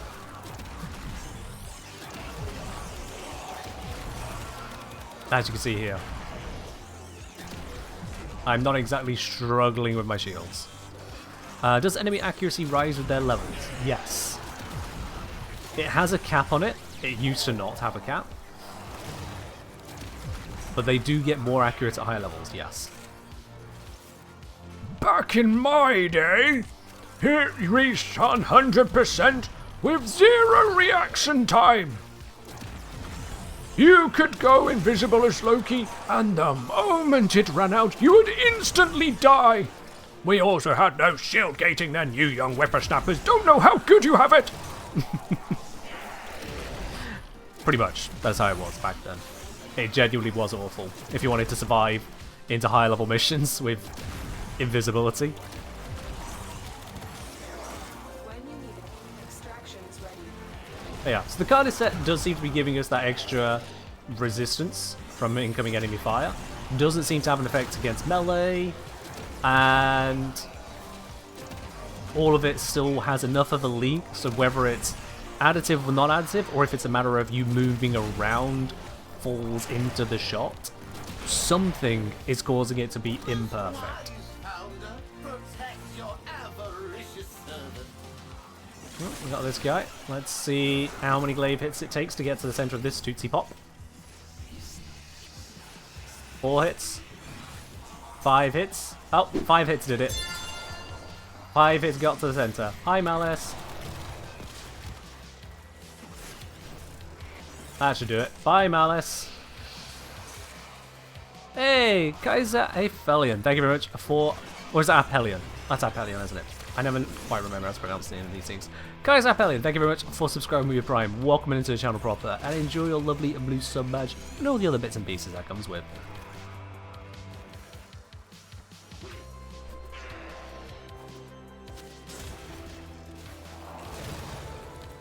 Malice is dead? Yeah, happens.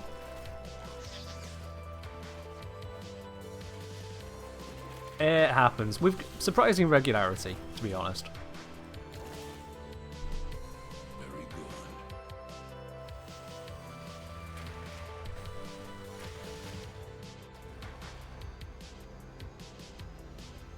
Who's managed to get the evasion down? Very much the case. Can you reach 100% evasion? Not with a Xaku, it seems. You can reach a kind of 100% evasion with Zephyr, though. Zephyr just kind of sets up the wind and bullets go whee right off into the distance. Bullets, rockets, whatever. But yeah, Zephyr if you want basically 100% evasion. As I was saying, just picked up the game after a 4-year break. Been playing non-stop more or less for 2 weeks. Lots has changed. Oh yes. This game has not been sleeping in those 4 years, absolutely. The devs have been cooking so much they had to change to having 2 different kitchens. They now have Warframe as well to cook in.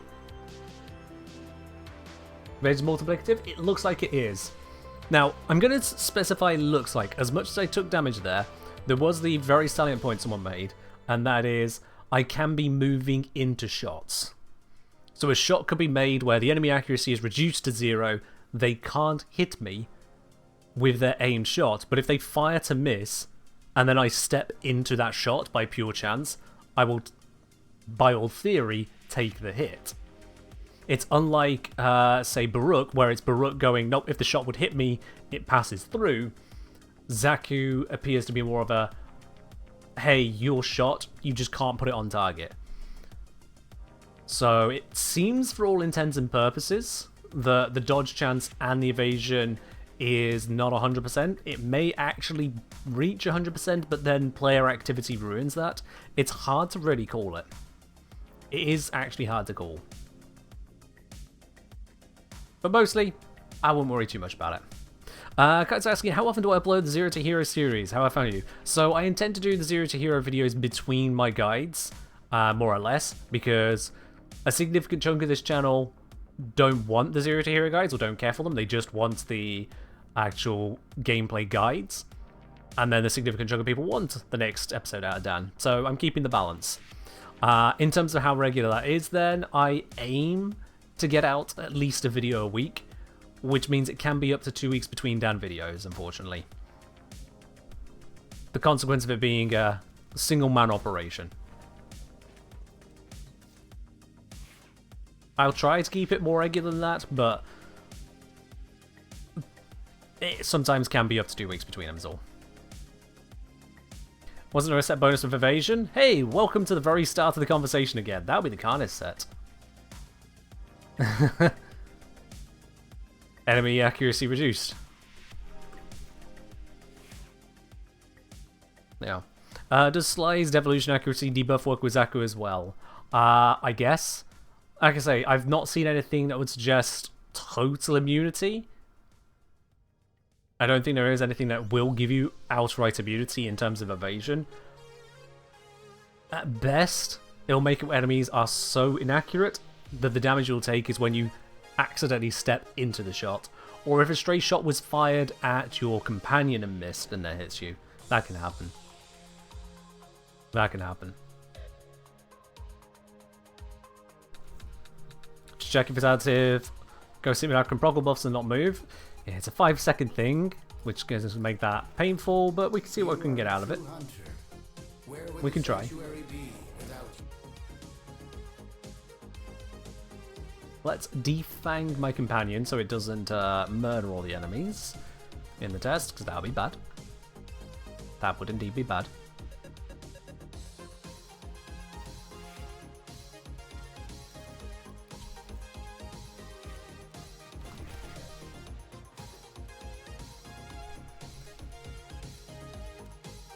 Alright, let's go.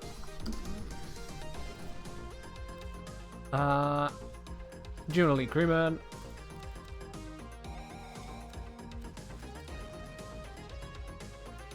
Okay, activate this. And I just killed the majority of them. Whoops. Why did you dash? I literally let go of that. Just did the same issue again.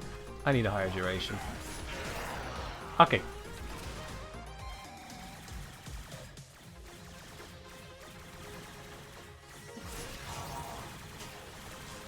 Somehow didn't kill him with a heavy attack there. There we go. Need to reactivate the 4. This is the problem with testing in the simulacrum.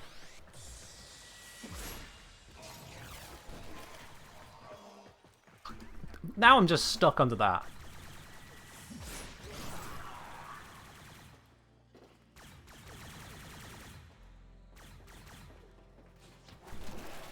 Honestly, hard to say. Just checked out the merch. What's the snake about? It's the channel mascot, basically. You might recognize it as the snake with Lavos. It's basically the channel mascot. What do you mean I had none of them?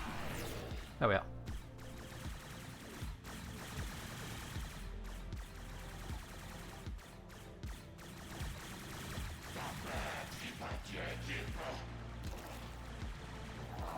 Oh, that's going to kill them all. Oops. Okay, it killed the majority of them. So if I stand here without using the set... So this is the problem. Okay, 1 hit came through. Couple hits come through. Okay. Too low level? Might be. Gonna need to up the level for increased accuracy.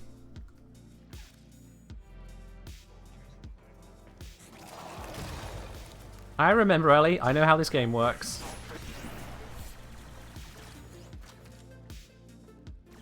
Well, don't not shoot me. God damn, this only has a few seconds.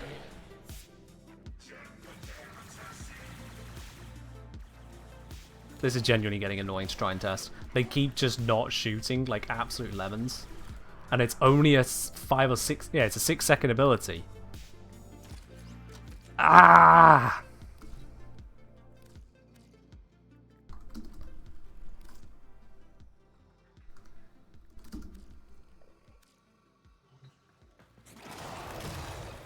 I know what it is, sorry. Doesn't make me any happier about it.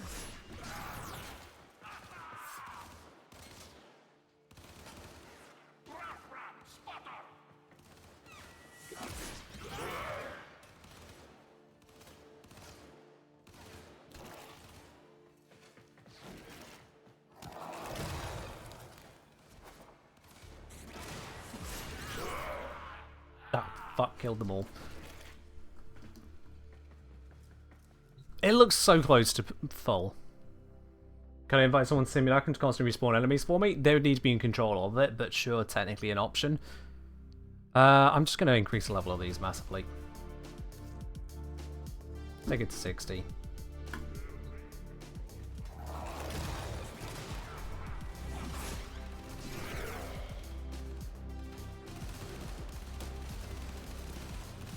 I took a hit there.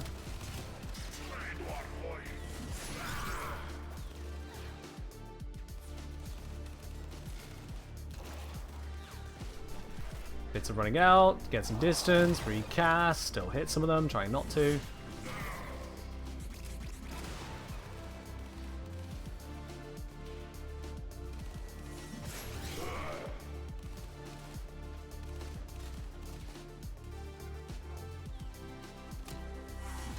For all intents and purposes, it is basically 100%.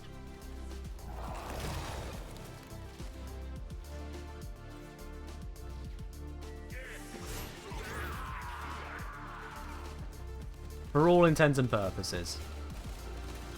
That's 100%. Yeah. Alright, cool. If it turns out that it's not 100% and a spray somehow hits you, I don't care. Not my fault at that point. Can you reach 100% with slide evolution? Let's have a look. So slide comes from... Which one of these? Yeah, there we are.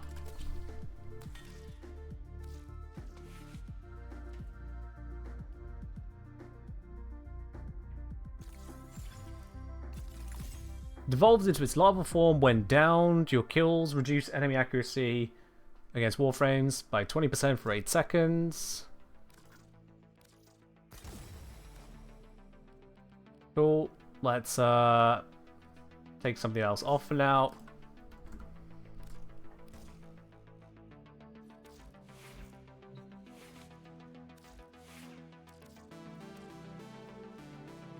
Let's grab something like you, and let's set this up to not attack. 75 plus 20 is 95. I am aware of that fact, but that wasn't the question.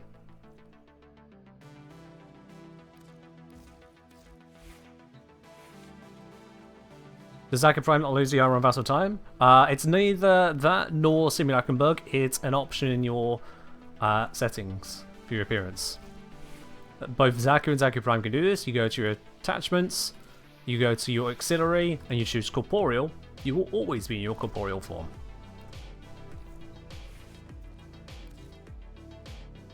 Since it's on devolution, would it not be better to remove the health mods? It should function just generally.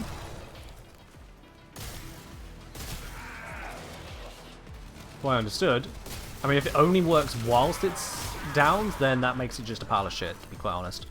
Hence why it's an option since whichever update. I'll be honest, mate. Sorry, I didn't remember that one. It's just one of the updates recently. Not the most recent one, but recent. Or maybe it was the most recent one. I thought it was before that, to be honest, but... yeah. Oh, it was this update. Fair enough. I'm losing track of them. There's so many goddamn updates. They keep doing them. I don't know why. Why do they keep updating this game?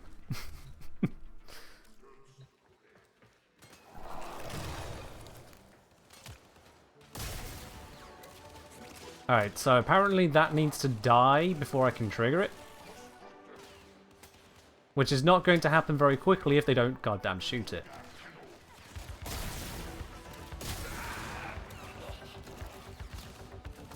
Or do we just not see the buff on our buff bar? Yeah, Slight Vulpar Fire is still a pile of shit. Just don't use it. Turn Friendly Fire on. I don't think that allows me to shoot my own companion. No, it does not.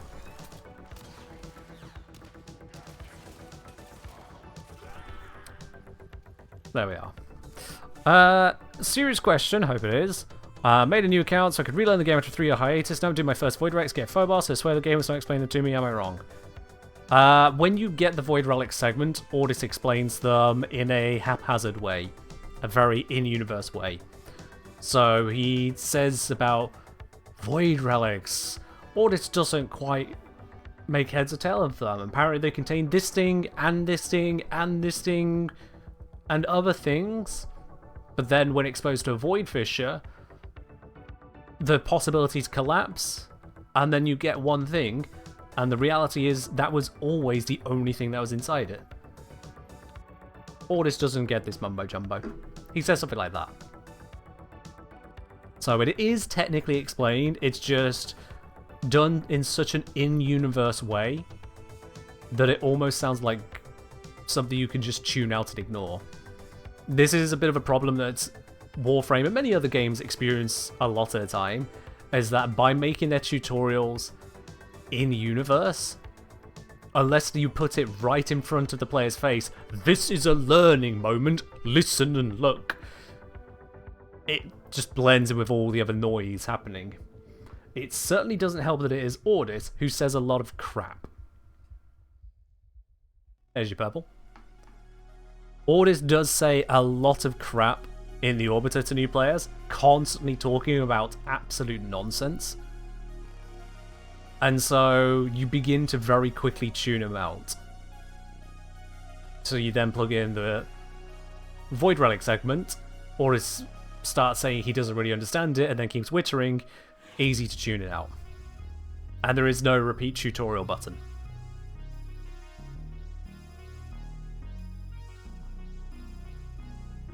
The mechanics of adding them to Rift you have to find, it's never explained. Well, you don't add them to a Rift, you go run a Void Relic mission, which gets you to pick up a Void Relic. So that in itself is pretty explained.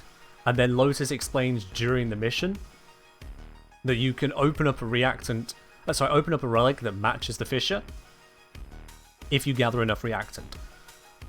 So the steps are explained near enough. You have to actually put 2 and 2 together to get 4. If you are the kind of person that needs 2 and 2 added for you on screen, including an explanation of how to press the plus button, then sure. You might find it a little bit too complicated. But the game does explain it in its own way. And that was your original question. Did they not explain it? You must miss the steps? I mean, the steps are, like I've outlined, you pick up a relic, probably before you get the Void Relic segment, you go, ooh, what's that? You plug this Void Relic segment in, Ordis goes, blah, blah, blah, blah, blah. These are relics in an in-universe way, how weird, they can have many things in them, but you only get one out of them, and it was always going to be that one because void magic. And then when you go to run an actual mission, I think this still works even if you have the hidden transmissions turned off. We'll double check.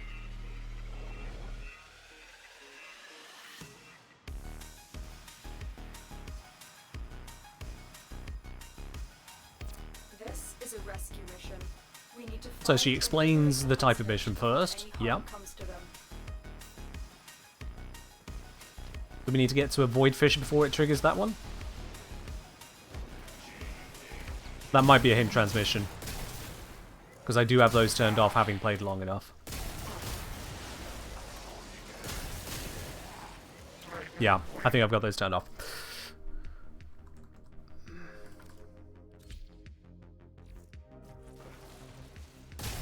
Let's restart the mission. Need to get a reactant. I picked up a reactant there. She didn't immediately pipe up either. But we'll just double check. I've turned on the hint transmissions to give us the best chance of something triggering. That looks weird. You on the ambient playlist? Yeah, we can get that up.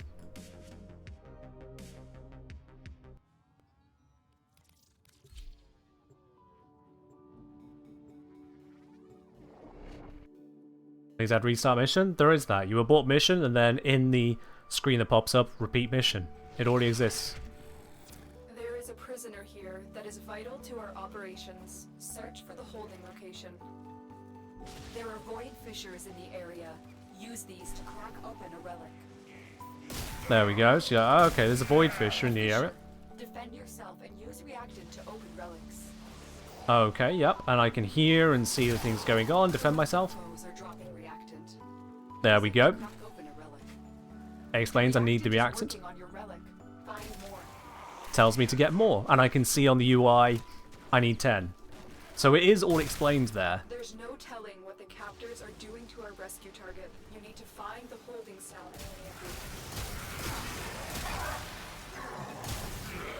Let's just keep making our way through. There's a heavy unit approaching. And that is why I have hint transmissions turned off. She'll just say stuff constantly throughout, which I don't need.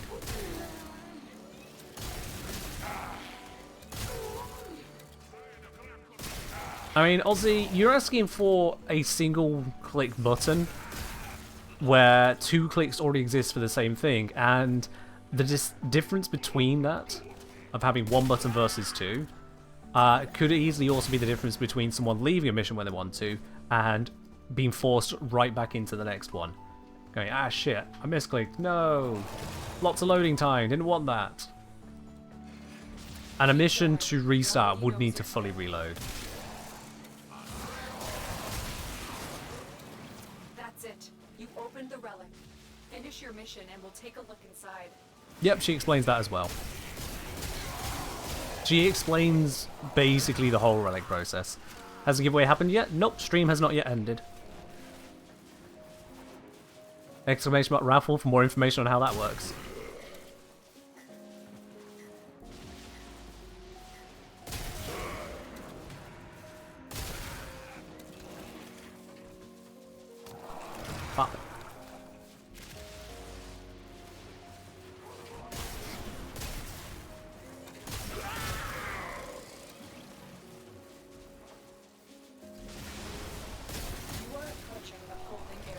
Ah. Some saying confusion. What's the confusion here? What's the? I think my confusion is how is a fissure the same as reactant? It's not. She never says they are. I don't know how you've come to that conclusion. What voice line do you think she said that meant that? What you've just said.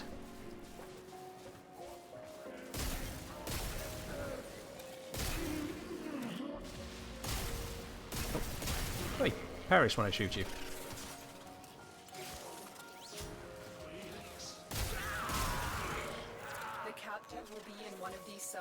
Search them. I was honestly expecting that to double back. Right, I screwed that up. Skibidi Rally. No. No, just no, Koza Dive. No. Thank you for the 18-month resub, but no. Find your way to the exits and don't leave the subject behind. Got an extra weapon? They won't just let us walk out. Oh, come on, that was not a big enough fall for a heavy landing. Skeleton's lightweight. There's a heavy unit approaching. Is there a way to check if you've entered the giveaway? Exclamation mark ticket. If the bot sells you too many tickets, you were already in. Or just, you know, you were already in the first place. The captive has been liberated. You will be rewarded for this. I think, does exclamation mark giveaway? Let me just test it. Command. No, that just links back to the same one there. That's how I would set up. Yeah. Just grab a ticket and then remember if you actually grabbed a ticket. That should work.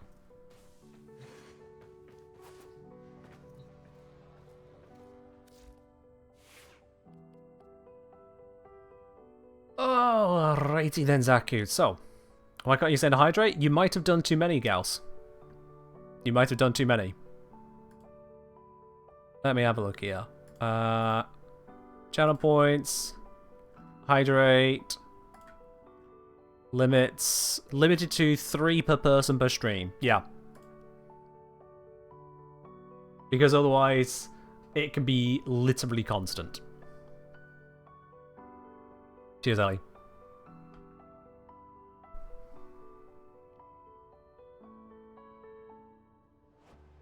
As I was saying, by the way, assuming Xaku's usage before level 500 due to health changes panned out to be absurd as it sounded. Honestly, I've not yet fully investigated that level of concern.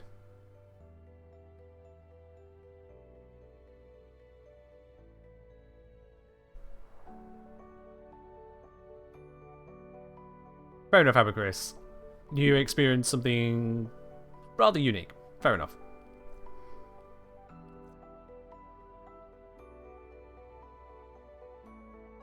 Can I suggest some helmet options for Xaku? Same thing I'll say to you as I say to every person for every Warframe, for every time they ask for a helmet solution. First, what's your problem? And I don't mean you personally, I mean with the gameplay with Xaku.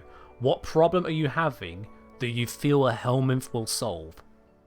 When you identify that problem, whether it is more ability damage you need, whether you need more tank, whether you need more crowd control, whether you need Loki's decoy, when you find the problem, then you know what helmet option to use. If you don't have one, if there is no problem for you to solve, if Xaku is just winning, then there is no helmet to use.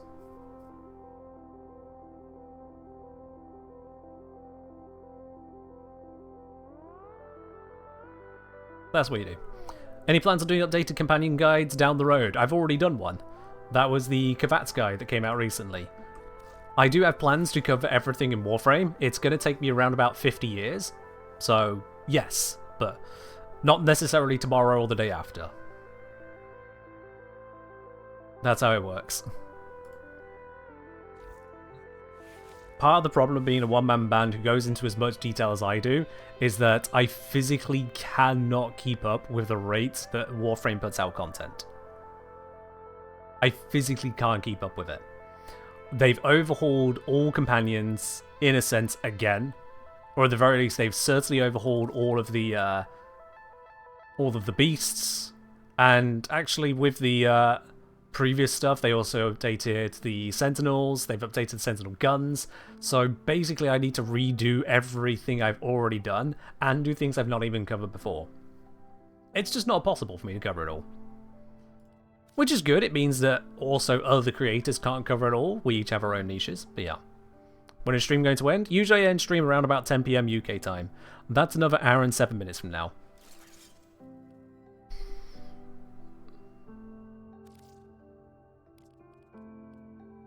So. Let's... I can keep this on for now. I can't remember what I took off for it. I do have very low duration. I don't like that low duration. Now, there's a few different ways I could go about resolving the duration matter. I could, for starters, go like this. Slap Prime continuity onto here. And then Archon shards to fix what I've just taken off.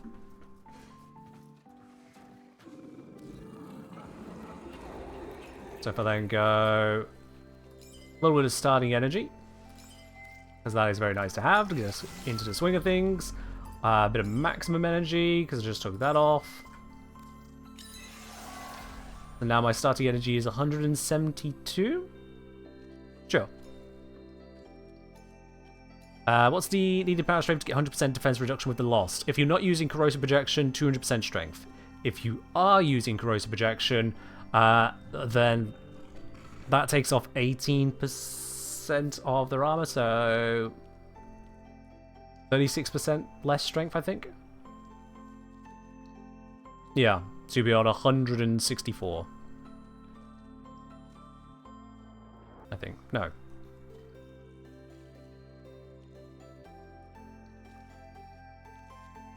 Yeah.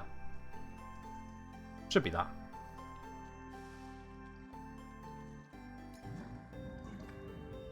Yeah, what I could do is I could even use the Talforge Shard of Strength here, and then I wouldn't even need the Gross Projection. Because I'll hit that 200%, so let's do that. And then let's just slap in that Duration, because Duration is yummy. And you know what? I've got enough of these red shards. Let's just Ascent Fusion it. Why not? There we go. I won't do that too often, but I'll do it there. It does leave this one without it being Talforged. I don't care. Purple shards, please. No.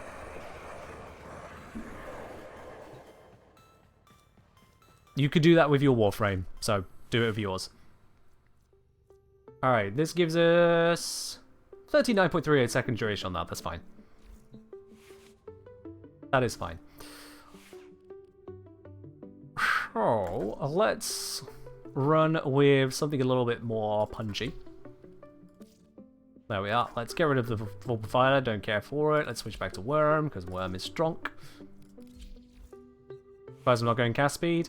I can care about that later, Zom.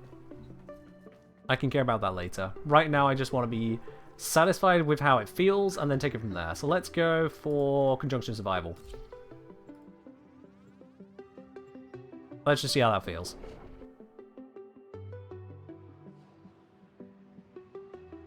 Does affinity from Warframe ability kills or weapon kills go into leveling up companions? I think both, yes. It used to not, but then it got added because it used to be that the best way to level was to have someone else do it for you, and that sucked. So do you fix that? Neural Sentry is attempting to purge you from this place. Stand by for life support. Let's get that active, get this active, out of energy. There we go. Do a little of steely. And I forget which one is the armor strip. Not that. That was the ally turn.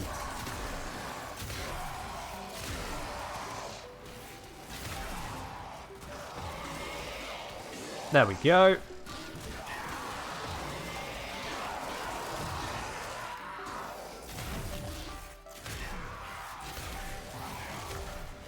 I haven't turned the ally. Well, how cute is that? Okay, so how effective is that at shooting them down? Yeah, pretty good. Is that line of sight? Oh, they're not even stepping in the zone. Let's go this way. These ones are in zones. Maximum guns at the moment, dealing 49,500 damage per shot, it seems. Yeah.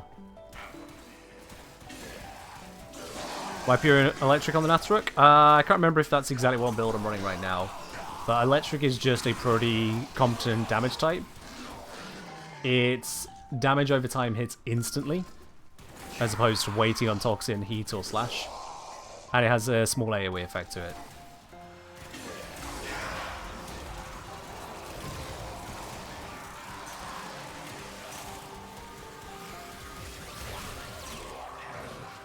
Didn't need to take all that heat, whatever.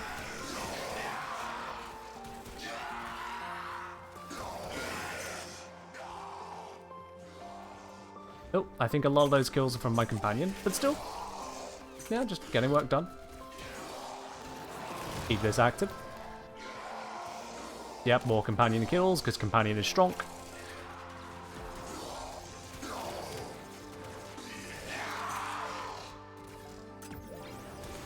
I mean, it seems to me that, one, companions are amazing, and two, Xaku's doing just fine, quite frankly.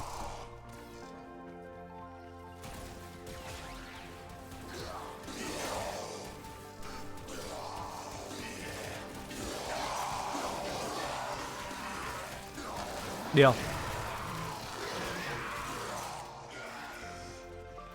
So the issue with gas for me as a DOT is that it doesn't get the benefits of elemental mods.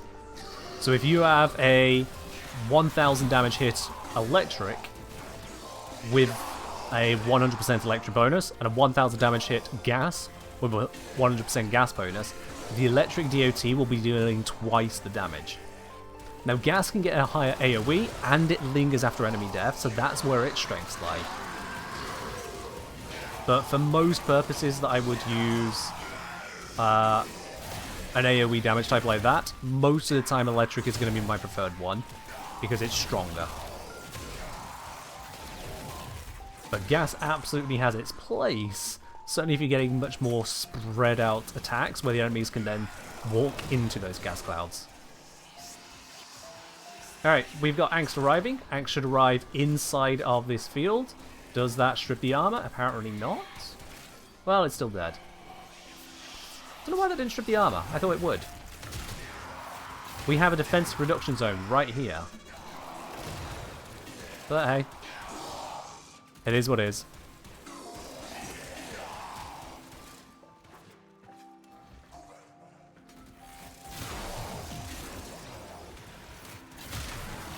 Yeah, it does look like Xaku is just kind of handling. Thought it did? I thought it did as well, which is why I'm slightly confused, because it was stood right next to this and was not armor stripped. The only armor strip on it was from the heat by the looks of it. If they scan you, I'm definitely at 200% strength and modded for it.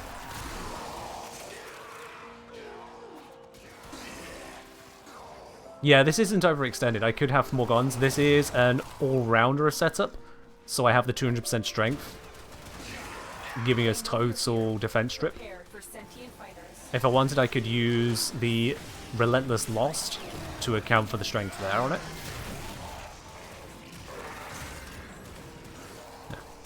Does Nourish give viral to Xaku's ghost guns or not? I haven't checked that, so I don't know, sorry.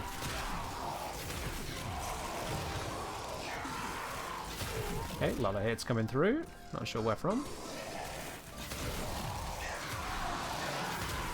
75% evasion, proving that it is 75%.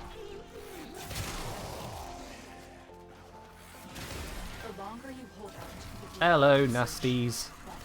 Get blappity. extraction is ready. Void signatures. There we are. Outside the corrupted. They are draining your life support. And fast. Eliminate them quickly. Life support is a little bit down, isn't it, Lotus? Yeah. Let me fix that. Actual effort moment. There we are. Back over 80% for a moment anyway.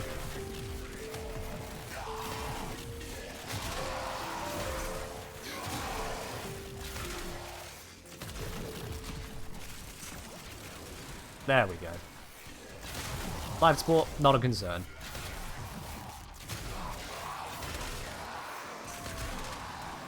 I think we can safely say it. Yeah, this is handling. Granted, my companion's doing a lot. Granted, the Natruk's doing a lot. But also granted, Xaku's doing a lot. To me, it just seems to be working.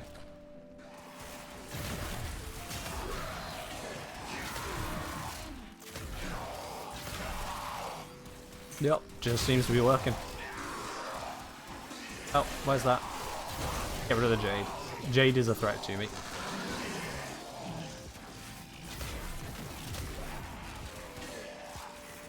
And having the Aegis on here is helping as well. Because that is also providing a restoration to our shields. So those few hits that do come through have a good chance of turning us basically immortal for a bit. Ouch, that hurt.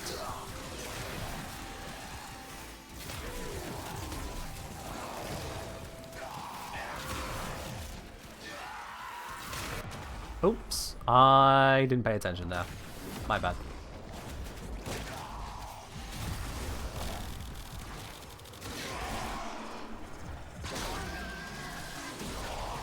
There we go. No, Worm Prime is down.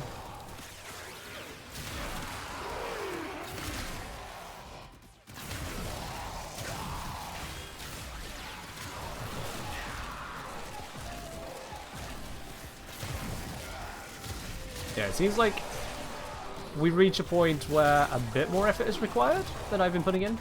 Oh, yep, quite a bit apparently.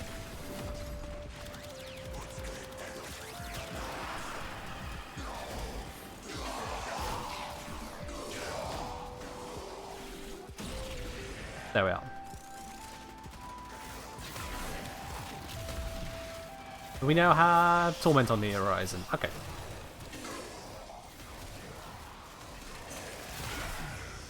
What'd you got for me, Torment? Where you at? And again, not armor stripped. Interesting. Yeah, I'm done screwing around on this. I don't really care for Xaku's playstyle because I'll be honest, it ends up feeling a bit passive.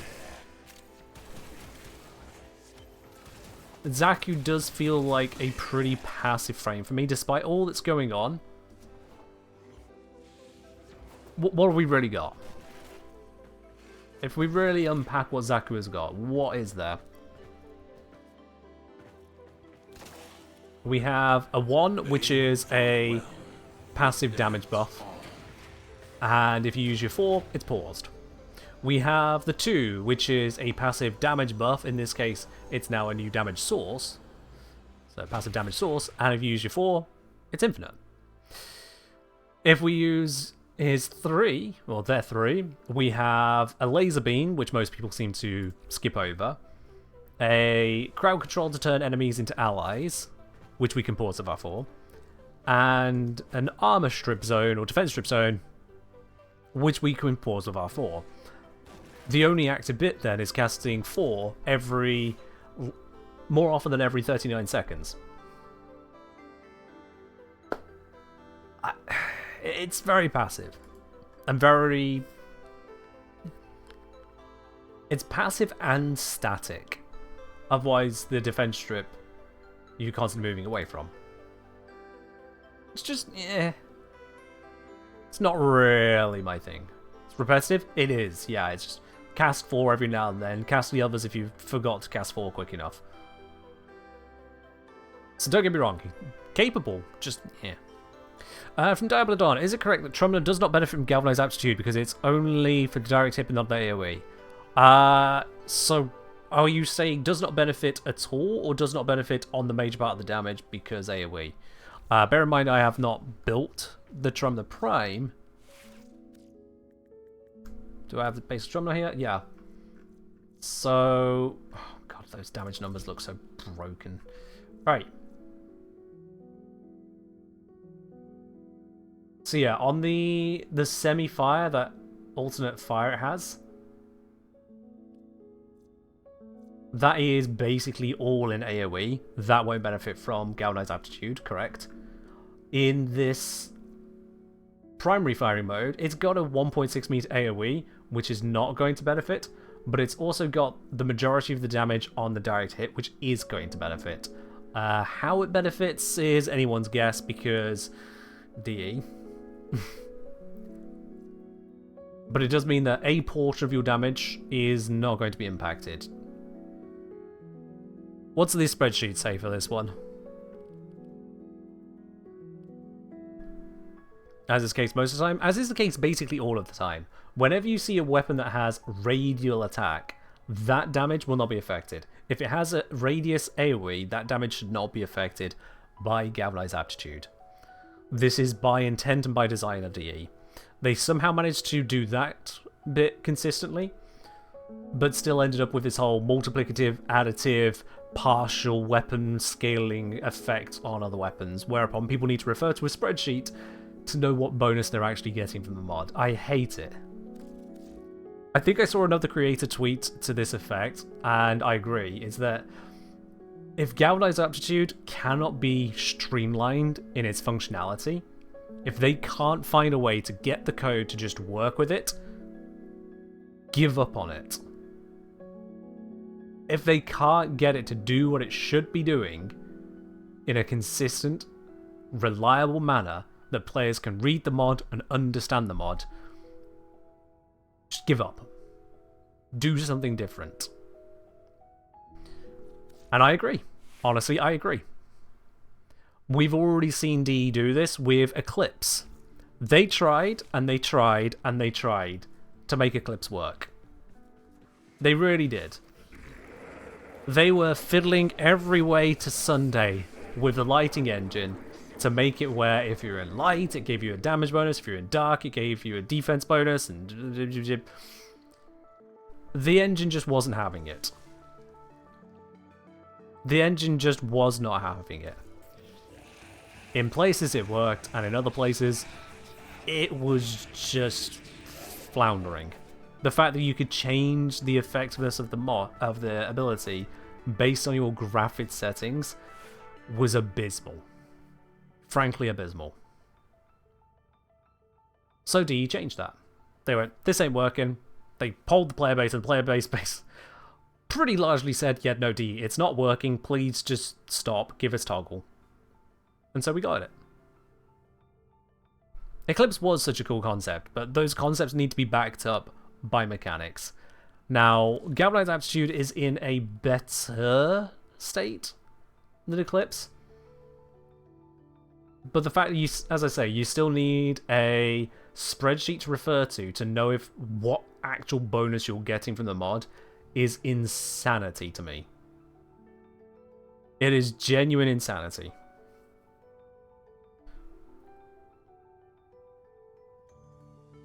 Sheet says Trumna AoE add Trumna kill streak multiplies. Kill streak is referring to the secondary fire, which for some reason is just called semi.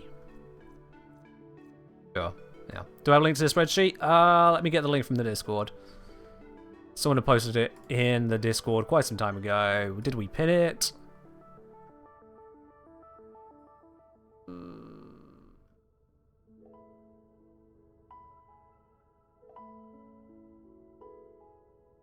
There it is. Let's just check this one is up to date. Probably. I don't know, actually, so I'm just going to post the link as is. It should be up to date enough.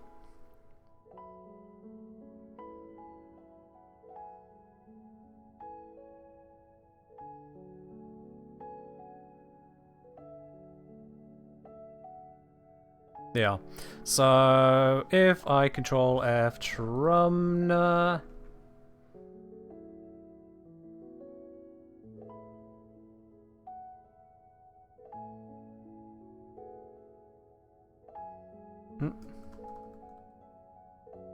There we go.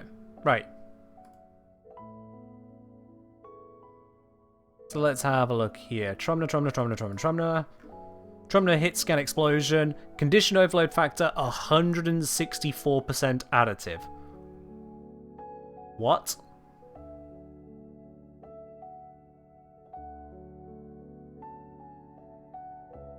Radial hit only receives CO bonus on target struck by laser.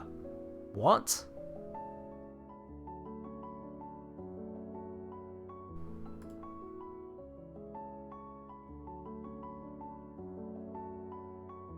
Huh?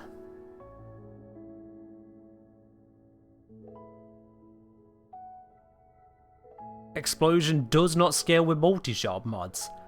Huh? Okay, right. There is a lot to unpack there. There is so much to unpack there. Let's start with that multi-shot one. Because, what? What? I just... The multitude of creatures you have immortalized. Took a break from Warframe for a bit. What's a few frames you can use to farm the tome mods? I forget what mission that is, I'll be honest. I just remember that it's such a pain to farm, I recommend buying them for plat.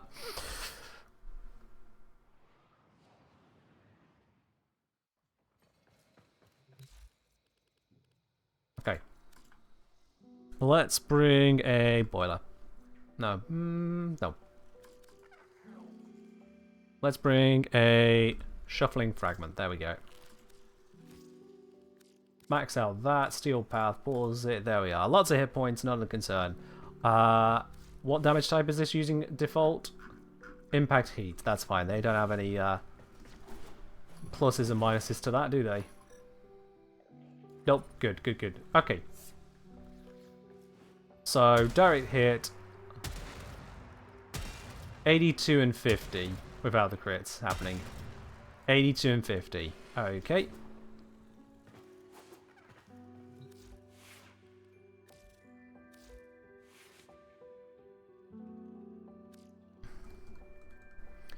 $82 and $50. Now, if we give ourselves exactly 100% multi-shot and take a quick nap on the floor, What comes of that?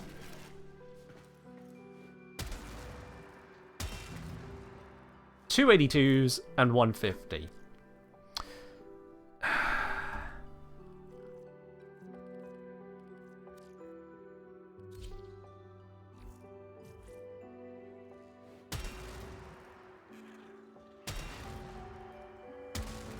Pretty consistently. Okay. And if we take this damage here, yeah, 2 lots of 82 is 164, so that's the multi-shot coming in here. It says 100 for this, but it's actually only doing 50 because the multi-shot isn't applying. Okay, that's incredible.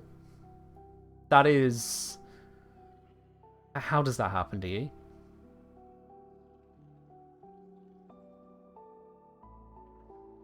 Might be a bug? You think it might be a bug? I don't think it's intended for multi-shot to just not work on the weapon, while showing in the arsenal that it works on the weapon. I'm fairly certain there has got to be a bug somewhere in there, either in it's not working, or it's showing it's working when it's not working. No, I have to choose it out. I haven't even got to that bit. That was just the multi-shot one, the very easy bit to test, making me go, what? Does it also bug with regular Trumner? This is regular Trumner. I haven't built the Prime yet. So that is already a little bit on the wet side of things. Let's see if I can get an answer out of aptitude. So for this, I'm going to bring us down to level 1 enemies. Just so I should be able to test with appropriately. Let's get ourselves a whole bunch of these shuffling fragments. Okay. So, 82.55. Sorry, 82.50. Just how that works. Now we've got the shot there. 82.50, 1 proc on it. 115.83. 115.83. I need a notepad. 115.83 up from 82.50. Okay. And you tap, and then 148, 116. Okay. So that gives us 1 and 2 triggers of the effect. Now, I need to kind of piece together which bit is which bit on that. So let's see. The increase from 115 over 82 is a 33 damage increase. Add it again. Would bring us 148. We got 146. Slight variations, possibly quantization. God knows what there. On the other side, plus 33, plus 33. Okay, yeah, so it's getting up there.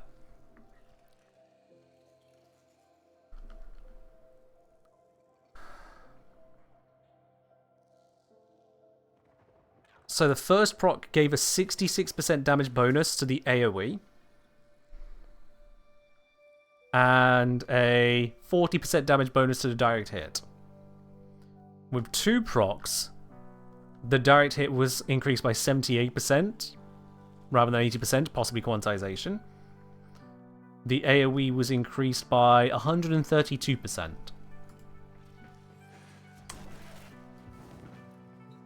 When the only mod equipped that should have any effect on that is this right here for 40% per stacks, 80% total, not 132%.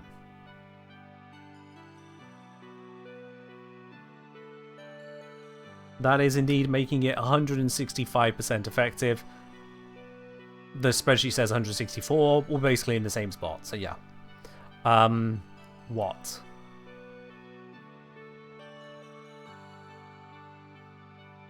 Why? Why? So we get more damage on Galvanized Aptitude on AoE than we should, ignoring even the fact that its AoE should get 0, not 164% of the stated bonus. An effective, what was that? Yeah, 66% rather than 40%. but also multi-shot just doesn't work on it. So... what?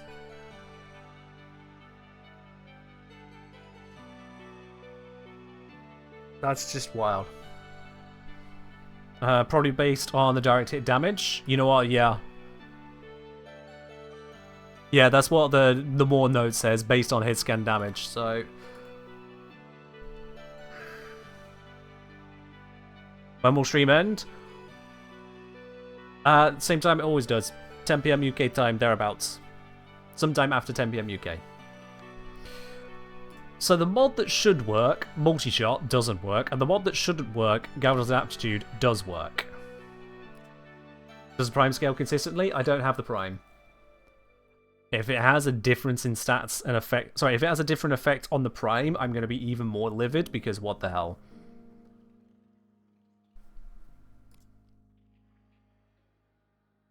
Prime is consistent? Consistent with what? Consistent with this or consistent with what you expect, Engineer 1? You need to be clear on what it's being consistent with. Consistent is a comparison. With what I said.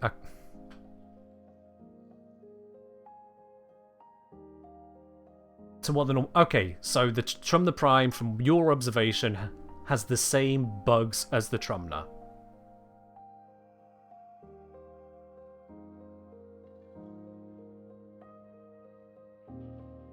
I just want to be very clear on that.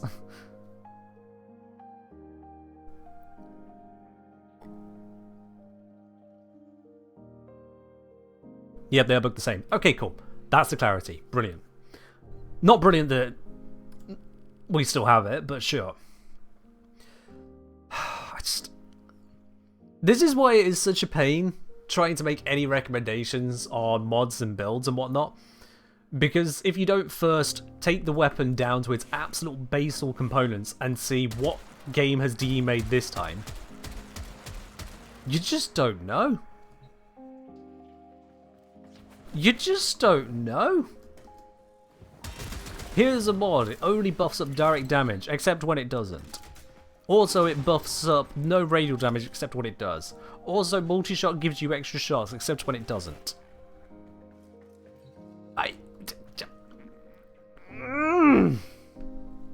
Why?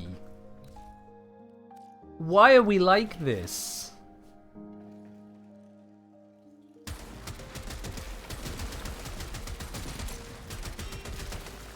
Okay. So now, alt fire? No procs. Proc. 5,000 heat. Okay. 5,000. And how much is the gun supposed to do? It is supposed to do...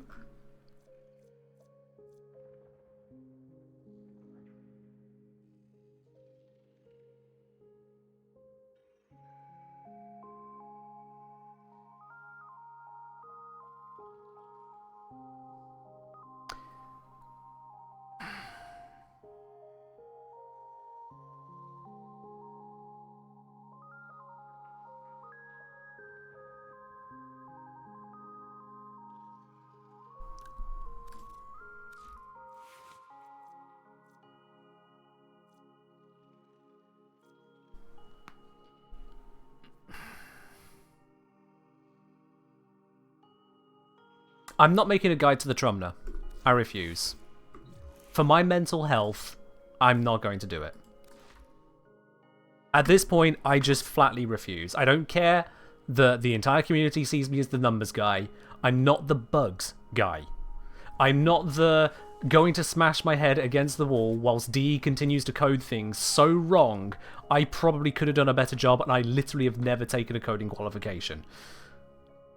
Seriously, I want to be kind about it, but this is just bonkers.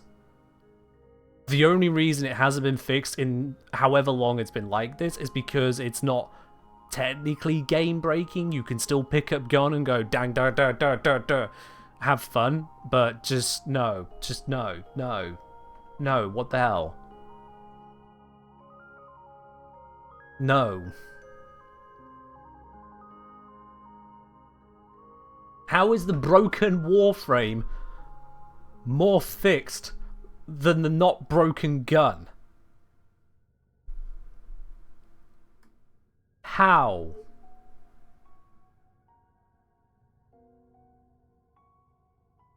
Ah. This is as bad as explaining to someone in the community why they were getting crits with their dual I-core gas clouds.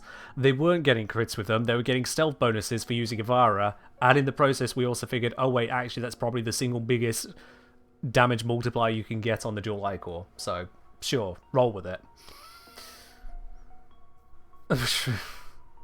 What's wrong with Trumna Prime? Everything that's wrong with Trumna. No, All no, the no, same. no, no, no, no. Exactly, Tyken. Yes, thank you for the 100 bits.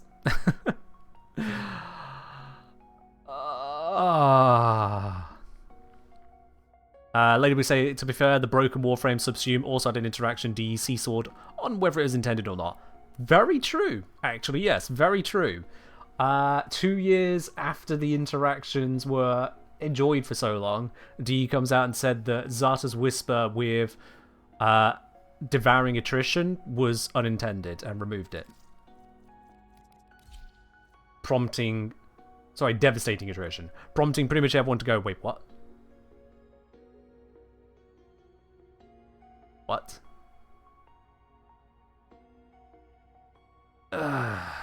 Is the Sepulchrum also cursed? I refuse to find out. I'm seeing a map in front of me with a big ol' "Here be dragons." I'm imagining those dragons, and I don't like the sound of what I'm hearing. So I'm good, thanks. I'm good. You bring good news with you? With everything that's going on, I'm concerned, but it should be good news, right? Is it good news? With a name warning you?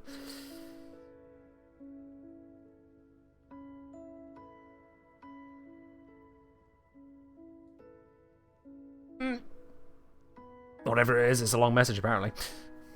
Doesn't Zarta's Whisper have a weird interaction with Sobic acid shells? Yes. It, just like with Saren's Toxic Lash, just kind of allows it to trigger more and then just bababooey.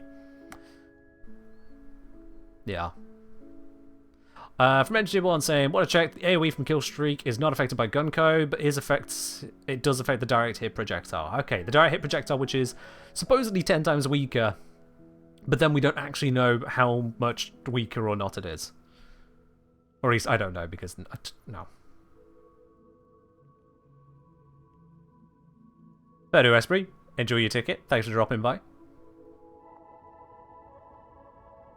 Lady would say, whilst they fixed Archon fight sucking ass before they removed Zarta interaction that everyone was using to cheese it. It's a better option, but still. Yeah. Yeah. Yeah. As I'm saying, Sepulchrum is all 100% multiplicative, but only affects 51% of the damage of the main fire and 70% on the kill streak. Oh my god.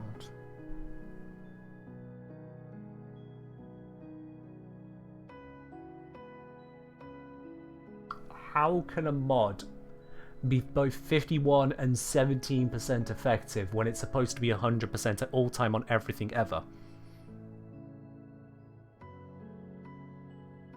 Where is it getting the number from? Who plugged the green wire into the red slot in the code? Who? Who keeps plugging the green wire into the red slot? Albrecht did? Oh, okay, that makes sense, yeah. I'll just get in line for the slapping Albrecht club. Who's going to write the bug report? I refuse. They clearly already know about it. Engineer, I could see you're traumatized by this weapon. You haven't missed a trick, do you?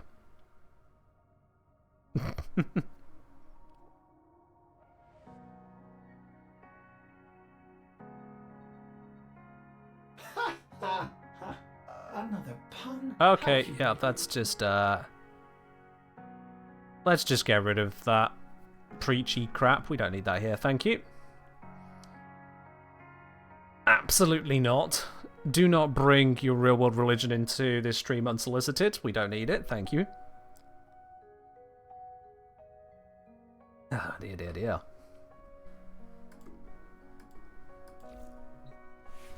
What about the Sepulchrum? It also does things stupidly. So yeah. So I'm saying that 51 17% is because that's the portion of the damage that is not AoE. Oh, okay. So it's not, it's 51 or 17% affected. Did I misread what you said? It's 51% damage of the main fire, 17% of the kill streak. Okay, right. Right. Okay, Zom. So it's not actually broken at all. You just phrased it as it's only affecting a portion of the actual shot. You did phrase it poorly because AoE also has multi-hit functionality, so the proportion that it represents is actually more or less depending on how many enemies you hit. I thought you were on about the column on the spreadsheet, which is the CO factor, where sometimes the mod just does more or less because DE did a DE. But yeah, fair enough. Rebus put a lot of form on Trumner, surely you know about the bugs. Well, yes, but not because of that reason. It is very possible to play this game where you have bug damage and just never ever know, because all you have to do is just slap mods on and point it at something. Fire until dead. Let's face it, Warframe is not exactly a complicated game when it comes to the gameplay.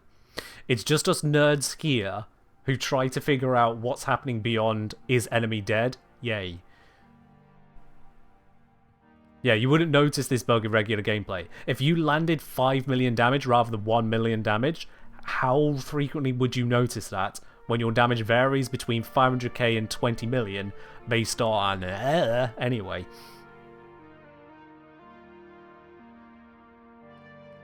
How would you notice? For a while, Nova's 1 was giving 5% damage reduction per particle, and people just didn't know. I don't remember how long it was in the game for. I don't know if that was ever made clear. But it was, at one point, just undocumented that it just provided damage reduction. Because... And even now, we get frames like Varuna. It was initially unintended. I don't know if unintended is the right word, rather just undeclared. Just like with Varuna, where it has... for a short time after invisibility ends, melee attacks have increased critical damage, status chance, critical chance, and inflict /status effects. When what it actually means is... they have guaranteed critical hits, guaranteed status proc, as well as the other bits and pieces going on. Those 100% status and crit chances are flat, where if you have less, it's 100%. If you have more, it does nothing. It's just... this is the game we are playing, where that kind of thing exists. It's just like... why you do this to us? Why? So I will investigate frames until I'm blue in the face. But when individual weapons decide to just crap out of math, I'm done. I'm done. At least it doesn't lower your crit? True. Then it would be broken and need fixing, yes. Instead it's just silly. Instead it's just silly.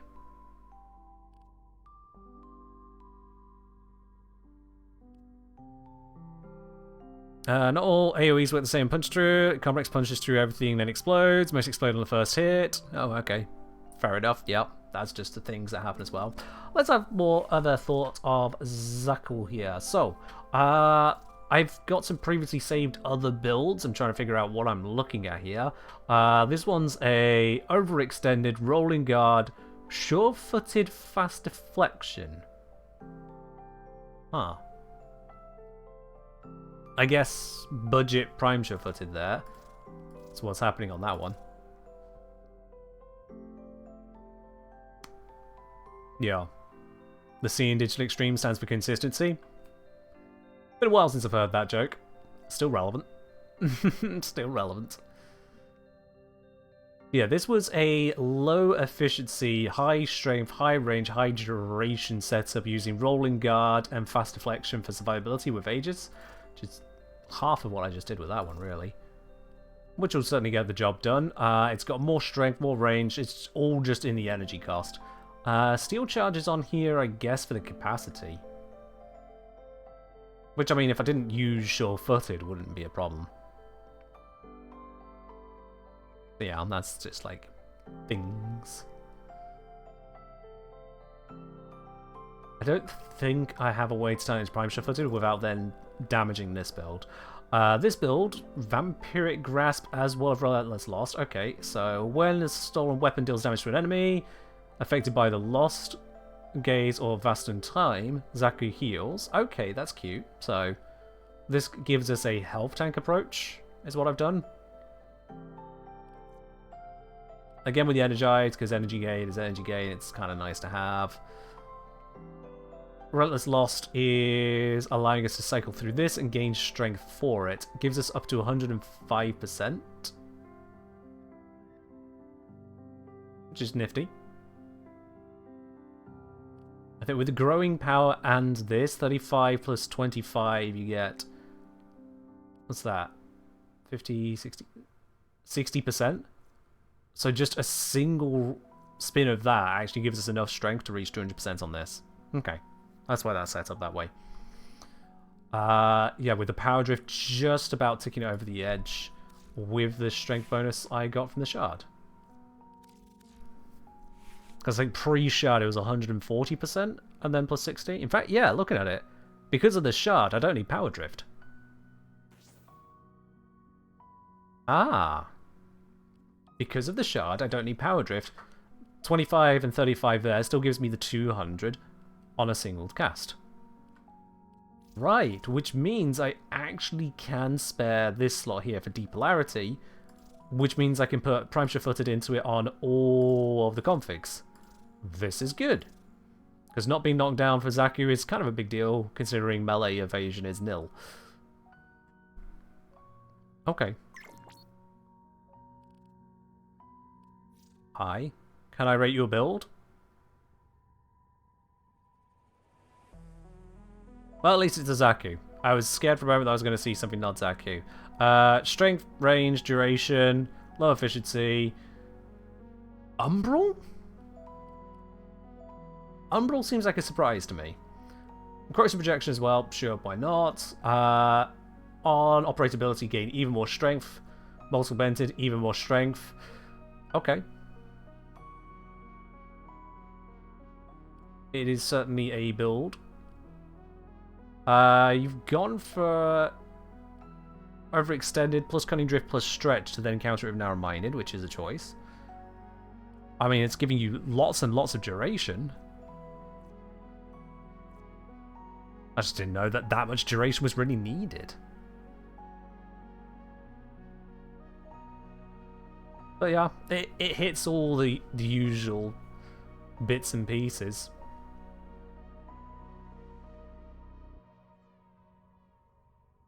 Now, I think out of anything here, I find the Umbral's an odd choice.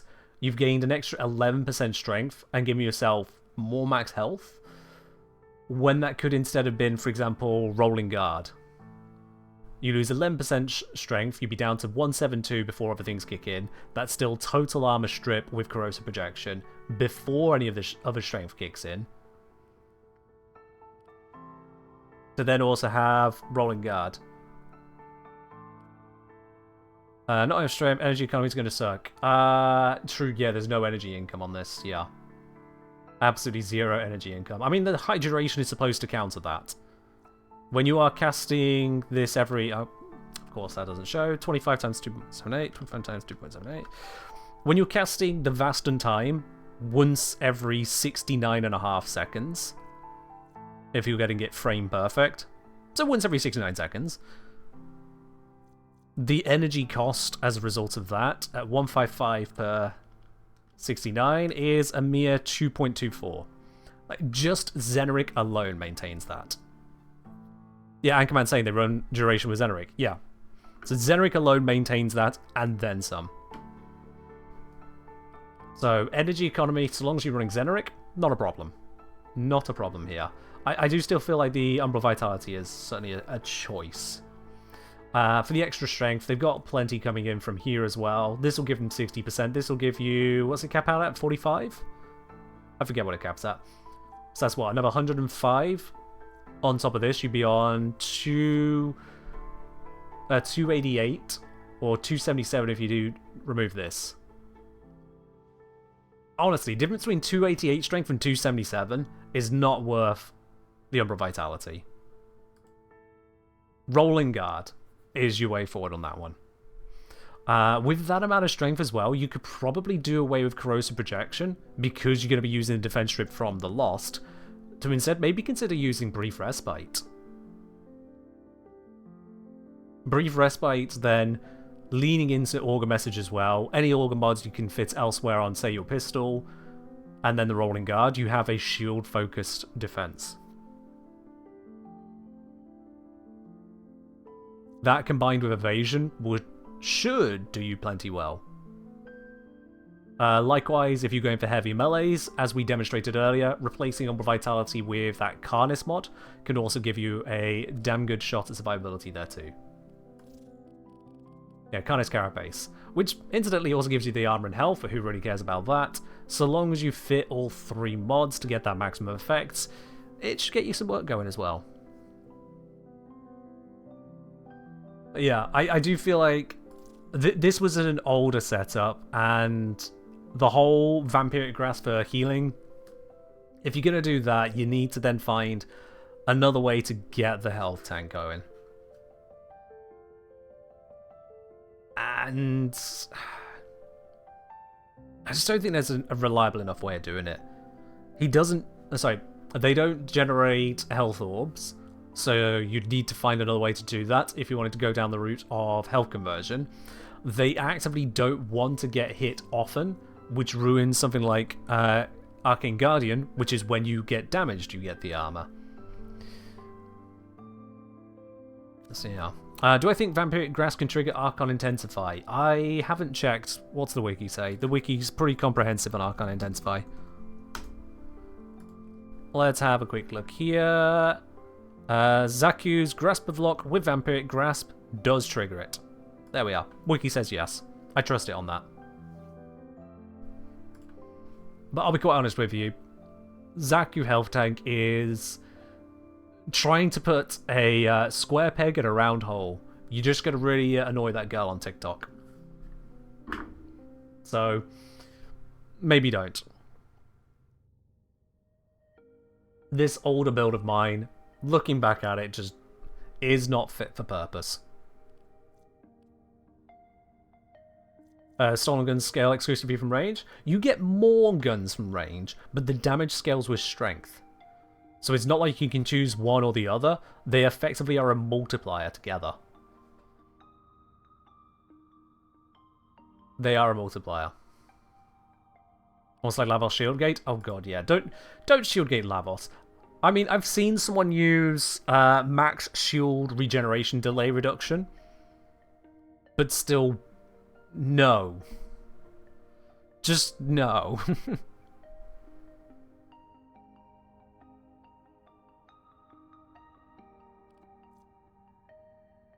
Yeah, just don't do that. What's wrong with Shieldgate and Naros? Oh, nothing's wrong with Shieldgate and Naros. Go ahead and do that. In fact, make sure you run them in a no-shield mission, Nightmare mission.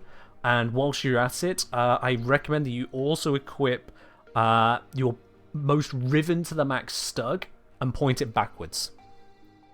Do that, you'll absolutely get the best gameplay possible in Warframe. Also, whilst you're in that same mission, spawn all the Warframe Spectres. Go for it. I'm sure they'll be brilliant for affinity gains.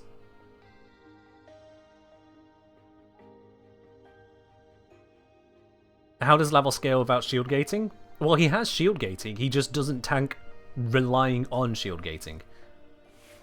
If you seem to have missed literally every one of the 5,000 hours me playing Lavos, I just kind of face tank pretty much everything. I do just kind of face tank. The Umbral set Adaptation Arcane Grace is enough to just kind of go, oh hi, did you want to hurt me? Well, it better be 1,000,000 damage. Because he's got thousands of health, thousands of armor, and 0 fucks to give. Lavos. And unlike Xaku, he can be exactly as active or passive to play as you want. That funny face laser from Nama, that's millions of damage. That funny face laser from the Nama is, hi, are your shields down? Die. Which is not great. Very much not great when that happens. Alright, so, Zom was talking about using an overextended Xaku setup. So let's take this. Let's use this as our base, run with it. Vampiric Grasp out, Vitality out, we got overextended, we got Relentless Lost. Let's try and get some more going on with this. I did also say about the depolarity up here, so we'll act like we need 8 capacity left to do that for Prime Sure-Footed. Rolling Guard is our generalized backup defense. I just feel like that's a good idea, and Stretch is always fun. But I could do Overreach. No, Stretch will be fine, because what I'm also... I was going to replace that, but I need it for the strength. Bollocks. Bollocks. Okay. Well, we don't need the Arcane Avenger. That can come off. I could get the strength from an Arcane instead, then.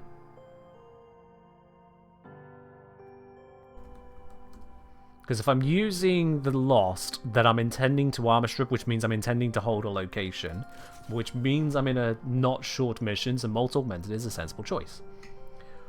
Running that in itself is enough to give us the strength anyway, then we no longer need a Relentless Lost. Ah.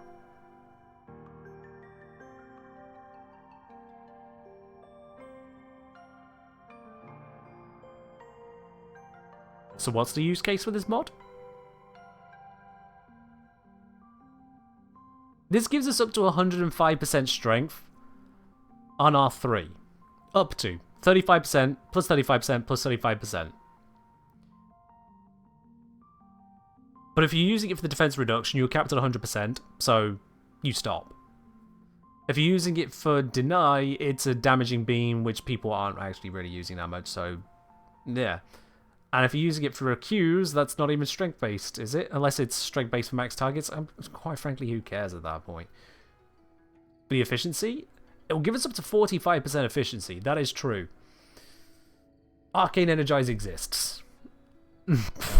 Just energy income in general exists. Xaku's 4 exists. Xaku's 4 is efficiency. Running low on strength. I can't tell if you're suggesting something, remarking on something, or if you're saying that you are in need of a break and are just chilling on the stream, Lemphy. I genuinely cannot tell. How much does this give at max? 60%.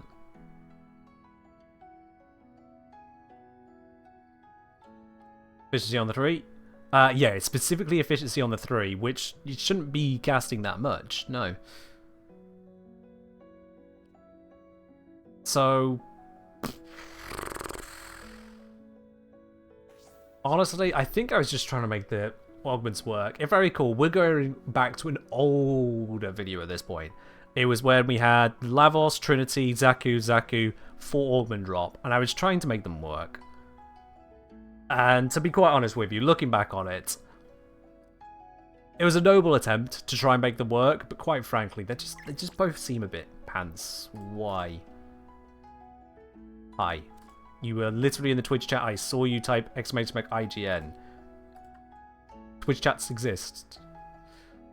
So, yeah, screw the augments. Just screw the augments. If we're not going to go down that road, we could... I'm in the middle of one. If we're not going to go down that road, let's stretch this up here. Let's auger reach it here. Give us a maximum range. This will eventually give us the 200% strength anyway. Growing power we can then swap out for brief respite. So now we will cap at that strength. We could swap intensify for umbral, but then we won't have enough room left for the prime sure-footed. I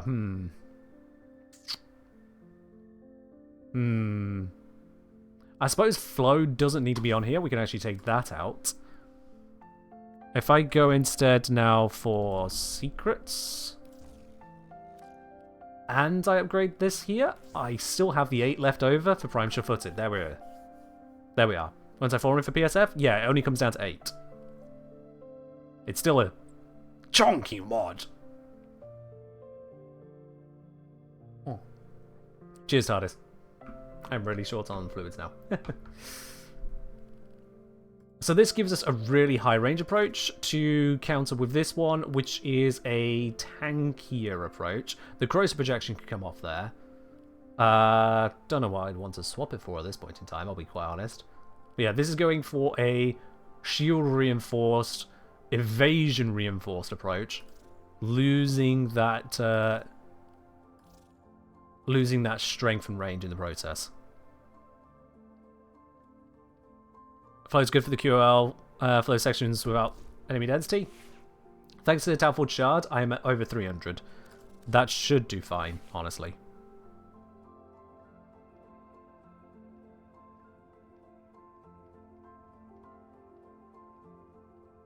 The reason it looks like that, LU, is because the rest of what the bot says, you can join missions by messaging. Usually I'll call for when to use the join command, that's why it's not in the stream title. But yeah. PSF's going to move out from the slot. Yeah, so I am going to have a little bit of extra space here. Let's just slap this former in now. Just so I can observe these builds a little bit more cleanly. Didn't think I'd want a triple D frame with Xaku, but sure, why not? Put that there temporarily. It gives us a 9 to work with for anything we want, or we can put a bigger D here. Whatever works on that. Chat, don't you dare misinterpret what I just said there. So, that can upgrade. And this can go on. There we go.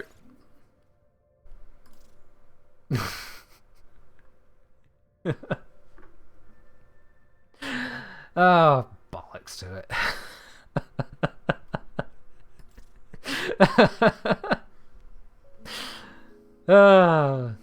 Overextended is big capacity on the Vazarin Polarity. It is, but that's for the overextended build. This one is meant to be less of that, more of a resilience. I pointed out, I told you not to.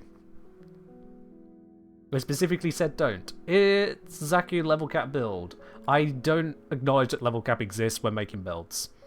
I don't care for it. If you want a level cap, just break your fingers using Vazarin and call it a day. Or just go Octavia, or anything else that goes invisible, or anything else that goes immortal. It's an extrapolation to absurdity and I just don't care for it.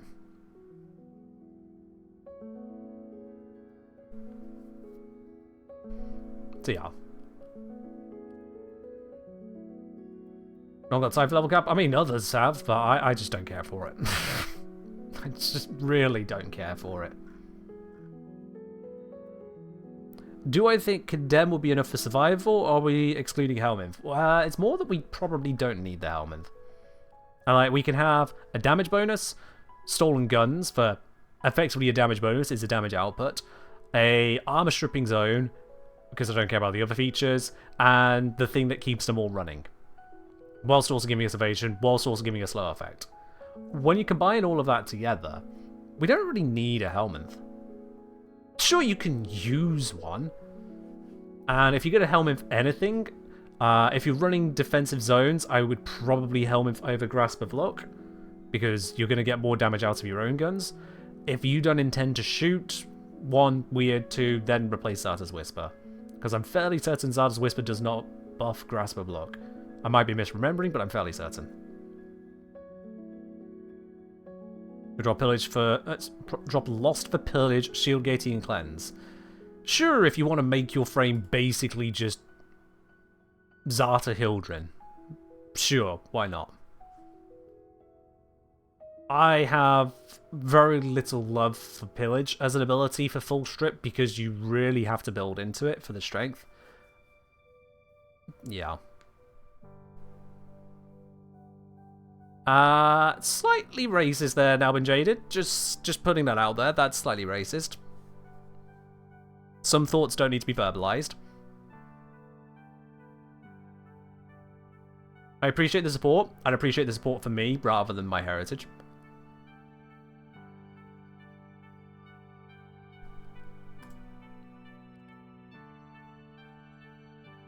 Yeah.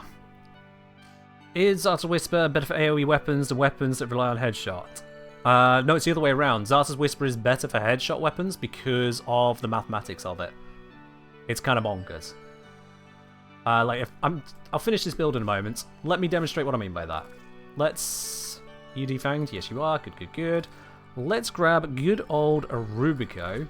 Let's grab a build where it has no effects on it. Thank you. Perfect. Let me demonstrate what I mean here. You are a true hunter. Where would the sanctuary... Any tips on what mods to pick for reliable shield gate other than brief respite? Augur mods. There you are.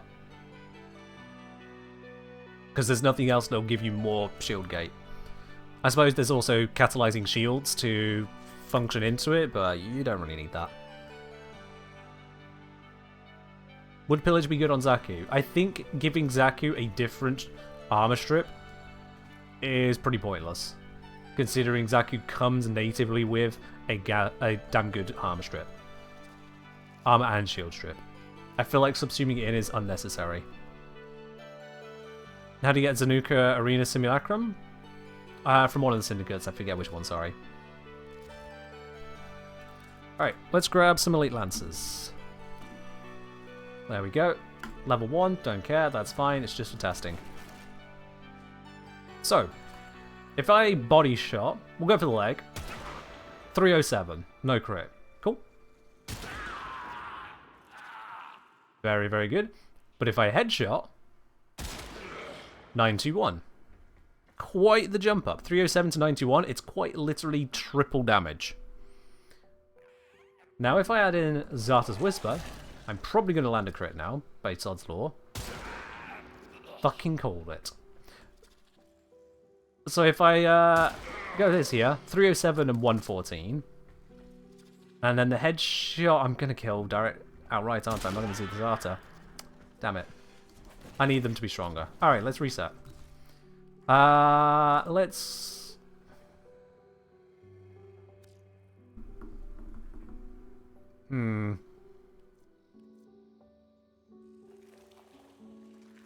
Elite Lancer. Let's grab 10 of them. Level 100. And then... just so I don't screw anything up in terms of the test, I'll use a Nairu armor strip instead. There we are. Don't know why that took a moment.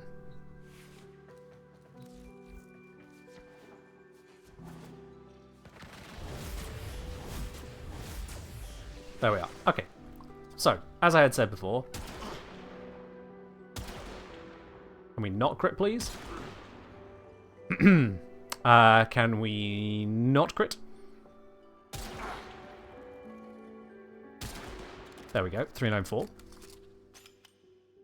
And if we headshot, 1183. So, my damage gone up.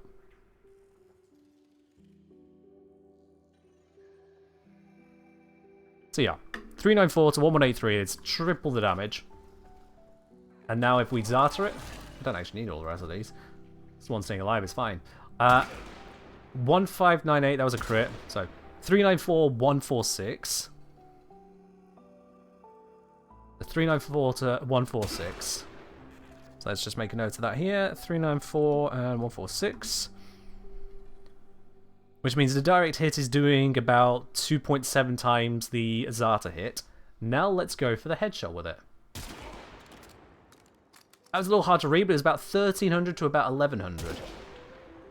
1314 to 1183. So we've gone from the Zarta hit being 2.7 times less to only being 11% less. The reason for this is that the Zarta headshot bonus, as Zom mentioned just a moment ago, skipping ahead of the explanation, applies twice. It applies twice. So where the 1314 came from 394 tripled, just a bit. It's all good, Zom. Just to get excited, it's fine. So the 1314 from 394, 1314, 394. Triple it a bit because I forgot about the bloody combo bonus. It happens. But the 1183 that we got up from 146, 1183 divided by 146, we'll look at it 8 times the damage there. If I redo this without the combo scaling, if I remember it this time. No, no crit, please. No crit. Yeah, we go up from 146 to... Oh, come on. 1183, yeah.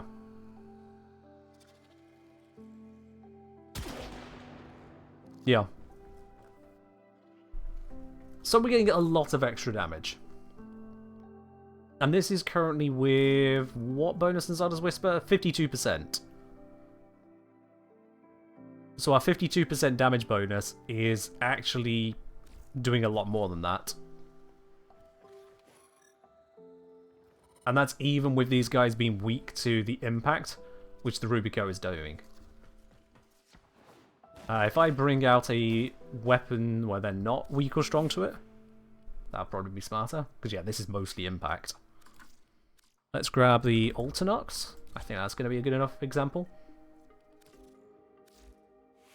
What do I think about Jade 3 instead of Xaku 3 to have Armor Strip more mobile?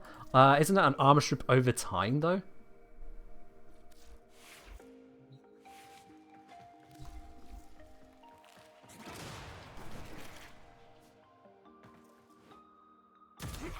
Yeah, 62, crit. 62, 62. Still 62. Not going to have a headshot bonus now, is it? Yeah, this weapon doesn't have a headshot bonus. God damn it. I forgot about that.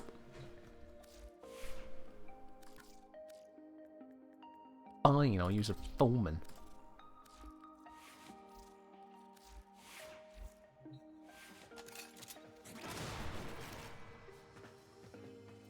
Right. 33 or 79 on headshot. Non-crit. There we are. So 33 became 99. Apply this here. 33 and 17. So you see that 50% bonus. It's half damage. But then 99 is alongside 154. So we're actually now dealing more void damage than we dealt non-void. Substantially more. Because the headshot bonus of 3 times damage is then applied again to the Zarta's hit. So this is why Zarda's Whisper is actually really a powerful damage boosting ability if you're headshotting. Because if your weapon has a headshot bonus, the base strength for this increase isn't 26% anymore.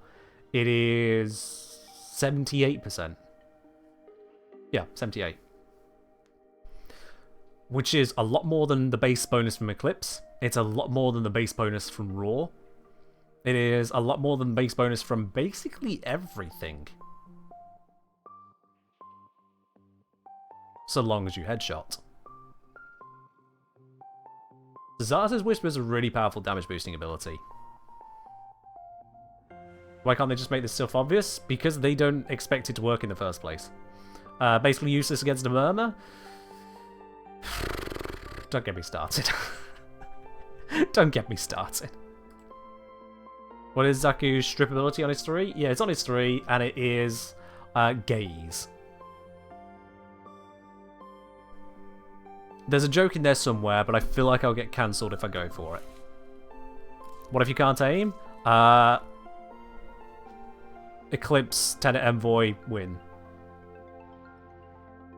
Yeah. The real nicety is that so long as you aim well enough to get your first headshot, you can then get the Void proc, and everything else is headshots.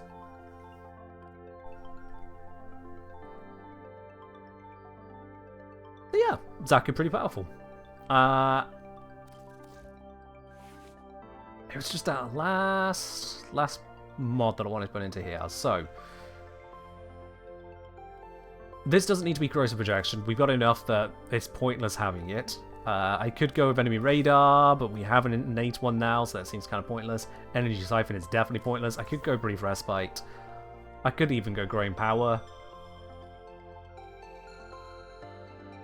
We could put flow in here. So I'm using an Archon shard, but I suppose flow could technically still go into there instead of the Archon shard. But yeah, I think the duration is going to be our best bit here. So we can use...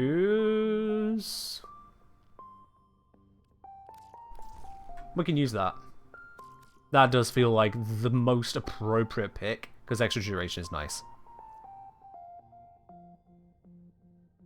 Was Zarta's been both for clients ever fixed? Oh, when it comes to host-client bugs, I try not to think about them. I play this game almost exclusively as host, so I just try not to think about it. Yeah. As I'm saying, no, it's not your style, but even if not, leaning into Xaku does use gating pretty well, and any potential for that, even accidentally, is pretty good. Yeah, I mean, that's what we got here. Look at this diagonal, slicing right through the build. We got it. Prophets of Chaos, thank you very much for resubscribing with your Prime up onto 3 months. You got that lovely silver badge next to your name. Much appreciated. I would cheers with a sip of drink, but that's out and that's out, which can only mean we must be near the end of the stream. Oh yeah, we are. I think it's about time we do a Prime Access giveaway. The thing y'all been waiting for. If you have yet to grab yourself a ticket, seriously. If you have yet to grab yourself a ticket for the Prime Access giveaway, do that now. Exclamation mark ticket in the chat. Grab yourself that. It's 1 per person. It doesn't matter if you're on Switch, PlayStation, Xbox, PC, or mobile. It doesn't matter if you are a follower, subscriber, VIP, or if you literally just arrived.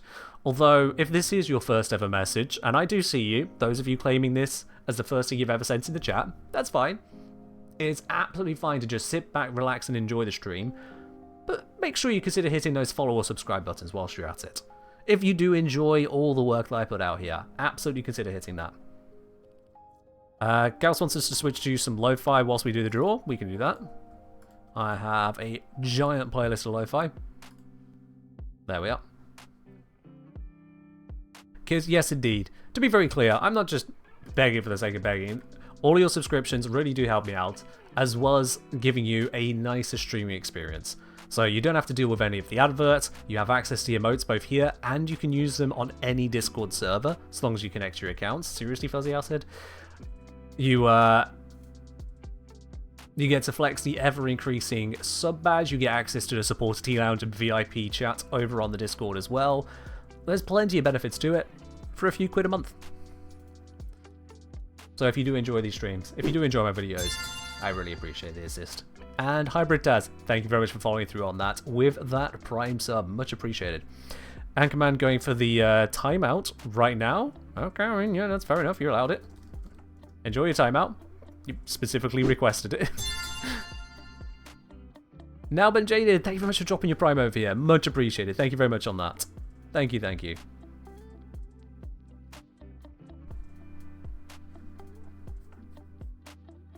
What's Mirrorlave doing to my poor bot? Oh no, they're fine. They're fine.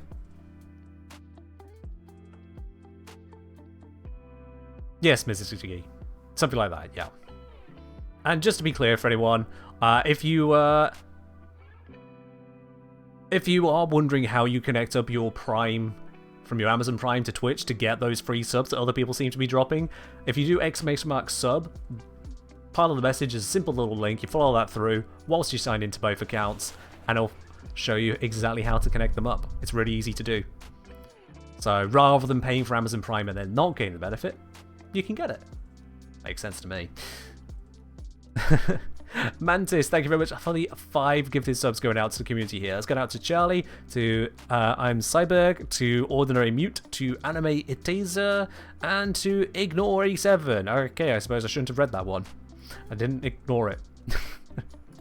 Thank you very much there, Mantis, for the 5 gifted subs. Really appreciate it. Just woke up from that, but if Tykin's still here, thank you for the gifted sub. I don't know if they're still here at the moment, but they are certainly active over on the Discord as well. If you wanted to pop the thanks into the Supporter Tea Lounge, Elisaria. If you pop it there, I can guarantee they'll see it. And if you're not already on the Discord, well, there's your incentive to do so. Oh, hey! Still here? There we are. Tycoon is still here. They've received your thanks then. They are definitely still here. Salvatore asking, when Xaku has many guns and some clip underground, can they still see targets and shoot without you jumping? Pass. Next question. I don't know. Zom saying no. Okay. So the guns shoot from where they are physically and can clip into the ground and then fail? That sounds wild. But also sounds very, very Warframe. Xaku pass a smash. Can we... For one update, please? Just one single update, maybe? Once? Not constantly be focusing on things like that? Please? Just once? What am I asking? Of course not. It's this community. Mizugi, or is it Mizugi? Mizaig? I have no idea. I think it's Mizugi. Thank you very much for the 5 gifted subs out to community there as well. It's gone out to Zara Stroker, to Here's Johnny, to Hunter High JZ, to Winter is Here All Day, and to WebGamer19. Mizugi, thank you very much for that. Much appreciated. When the next Zero to Hero video? Sometime next week. Hopefully in the next, like, day or two, but sometime next week. Yeah.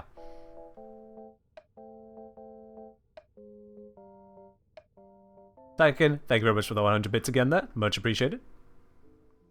This is 18 plus stream. It's allowed. Remember the creative director is of the same mindset? I am very aware. I am very aware. There's only so much one can do to argue that case. What shards have I got on Xaku? I've gone for plus 15% ability strength. This is a breakpoint shard, because it means now I'm hitting exactly 200% strength for this build with no conditional buffs required. So I immediately hit full strip.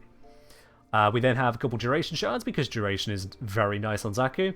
An energy max one, just to kind of push it up a little bit. It's not strictly necessary, but it's there. The energy would hit a little over 300 fully ranked up. And then we've got an Amber Archon shard for energy max on spawn, which means that we spawn in with a little over 150 energy fully leveled up. If you could Tower Forge that one, I'd recommend it. Just get that extra bit out of it. But yeah. Speaking of Reb, did I see she bought some really expensive boots? I did not. No, I don't keep up with people's individual boots purchase, I'll be quite honest. I'll be quite honest. But yes. Of course, sorry, Hara, of course. No, Foreman Prime, we were testing things. Welcome into the stream, Zach. Or welcome to waking up, I guess. Because I'm sure you were here moments ago. It was testing. I have an empty build on it, which is suitable for testing. That's all.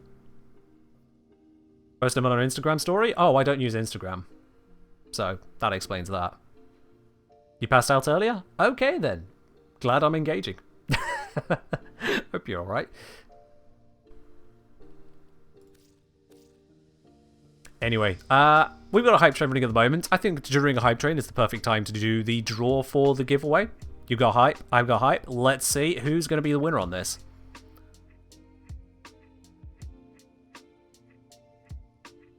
Let's see who's going to be the winner. We've got, 477 tickets. Woo, okay, that is a few tickets. That is a few tickets right there. We had like 70 on Friday, so 477 is a few people, but I suppose today is a little bit of a bigger giveaway. The stream's at 60 viewers? Well, I mean, yeah, people have tuned out throughout the stream. That happens. That absolutely happens. Offer big free things, people will show up. I suppose that is the case, yeah. But let's see then. Out of those 477 hopeful people, one person, one alone, is going to be the winner. That winner today is Sir Ian Blackhawk. Sir Ian Blackhawk, congratulations today. You are the winner of the Xaku Prime Access giveaway. Just as a reminder of what you won there, that is Xaku Prime with the Arcane Reactor and the Warframe slot.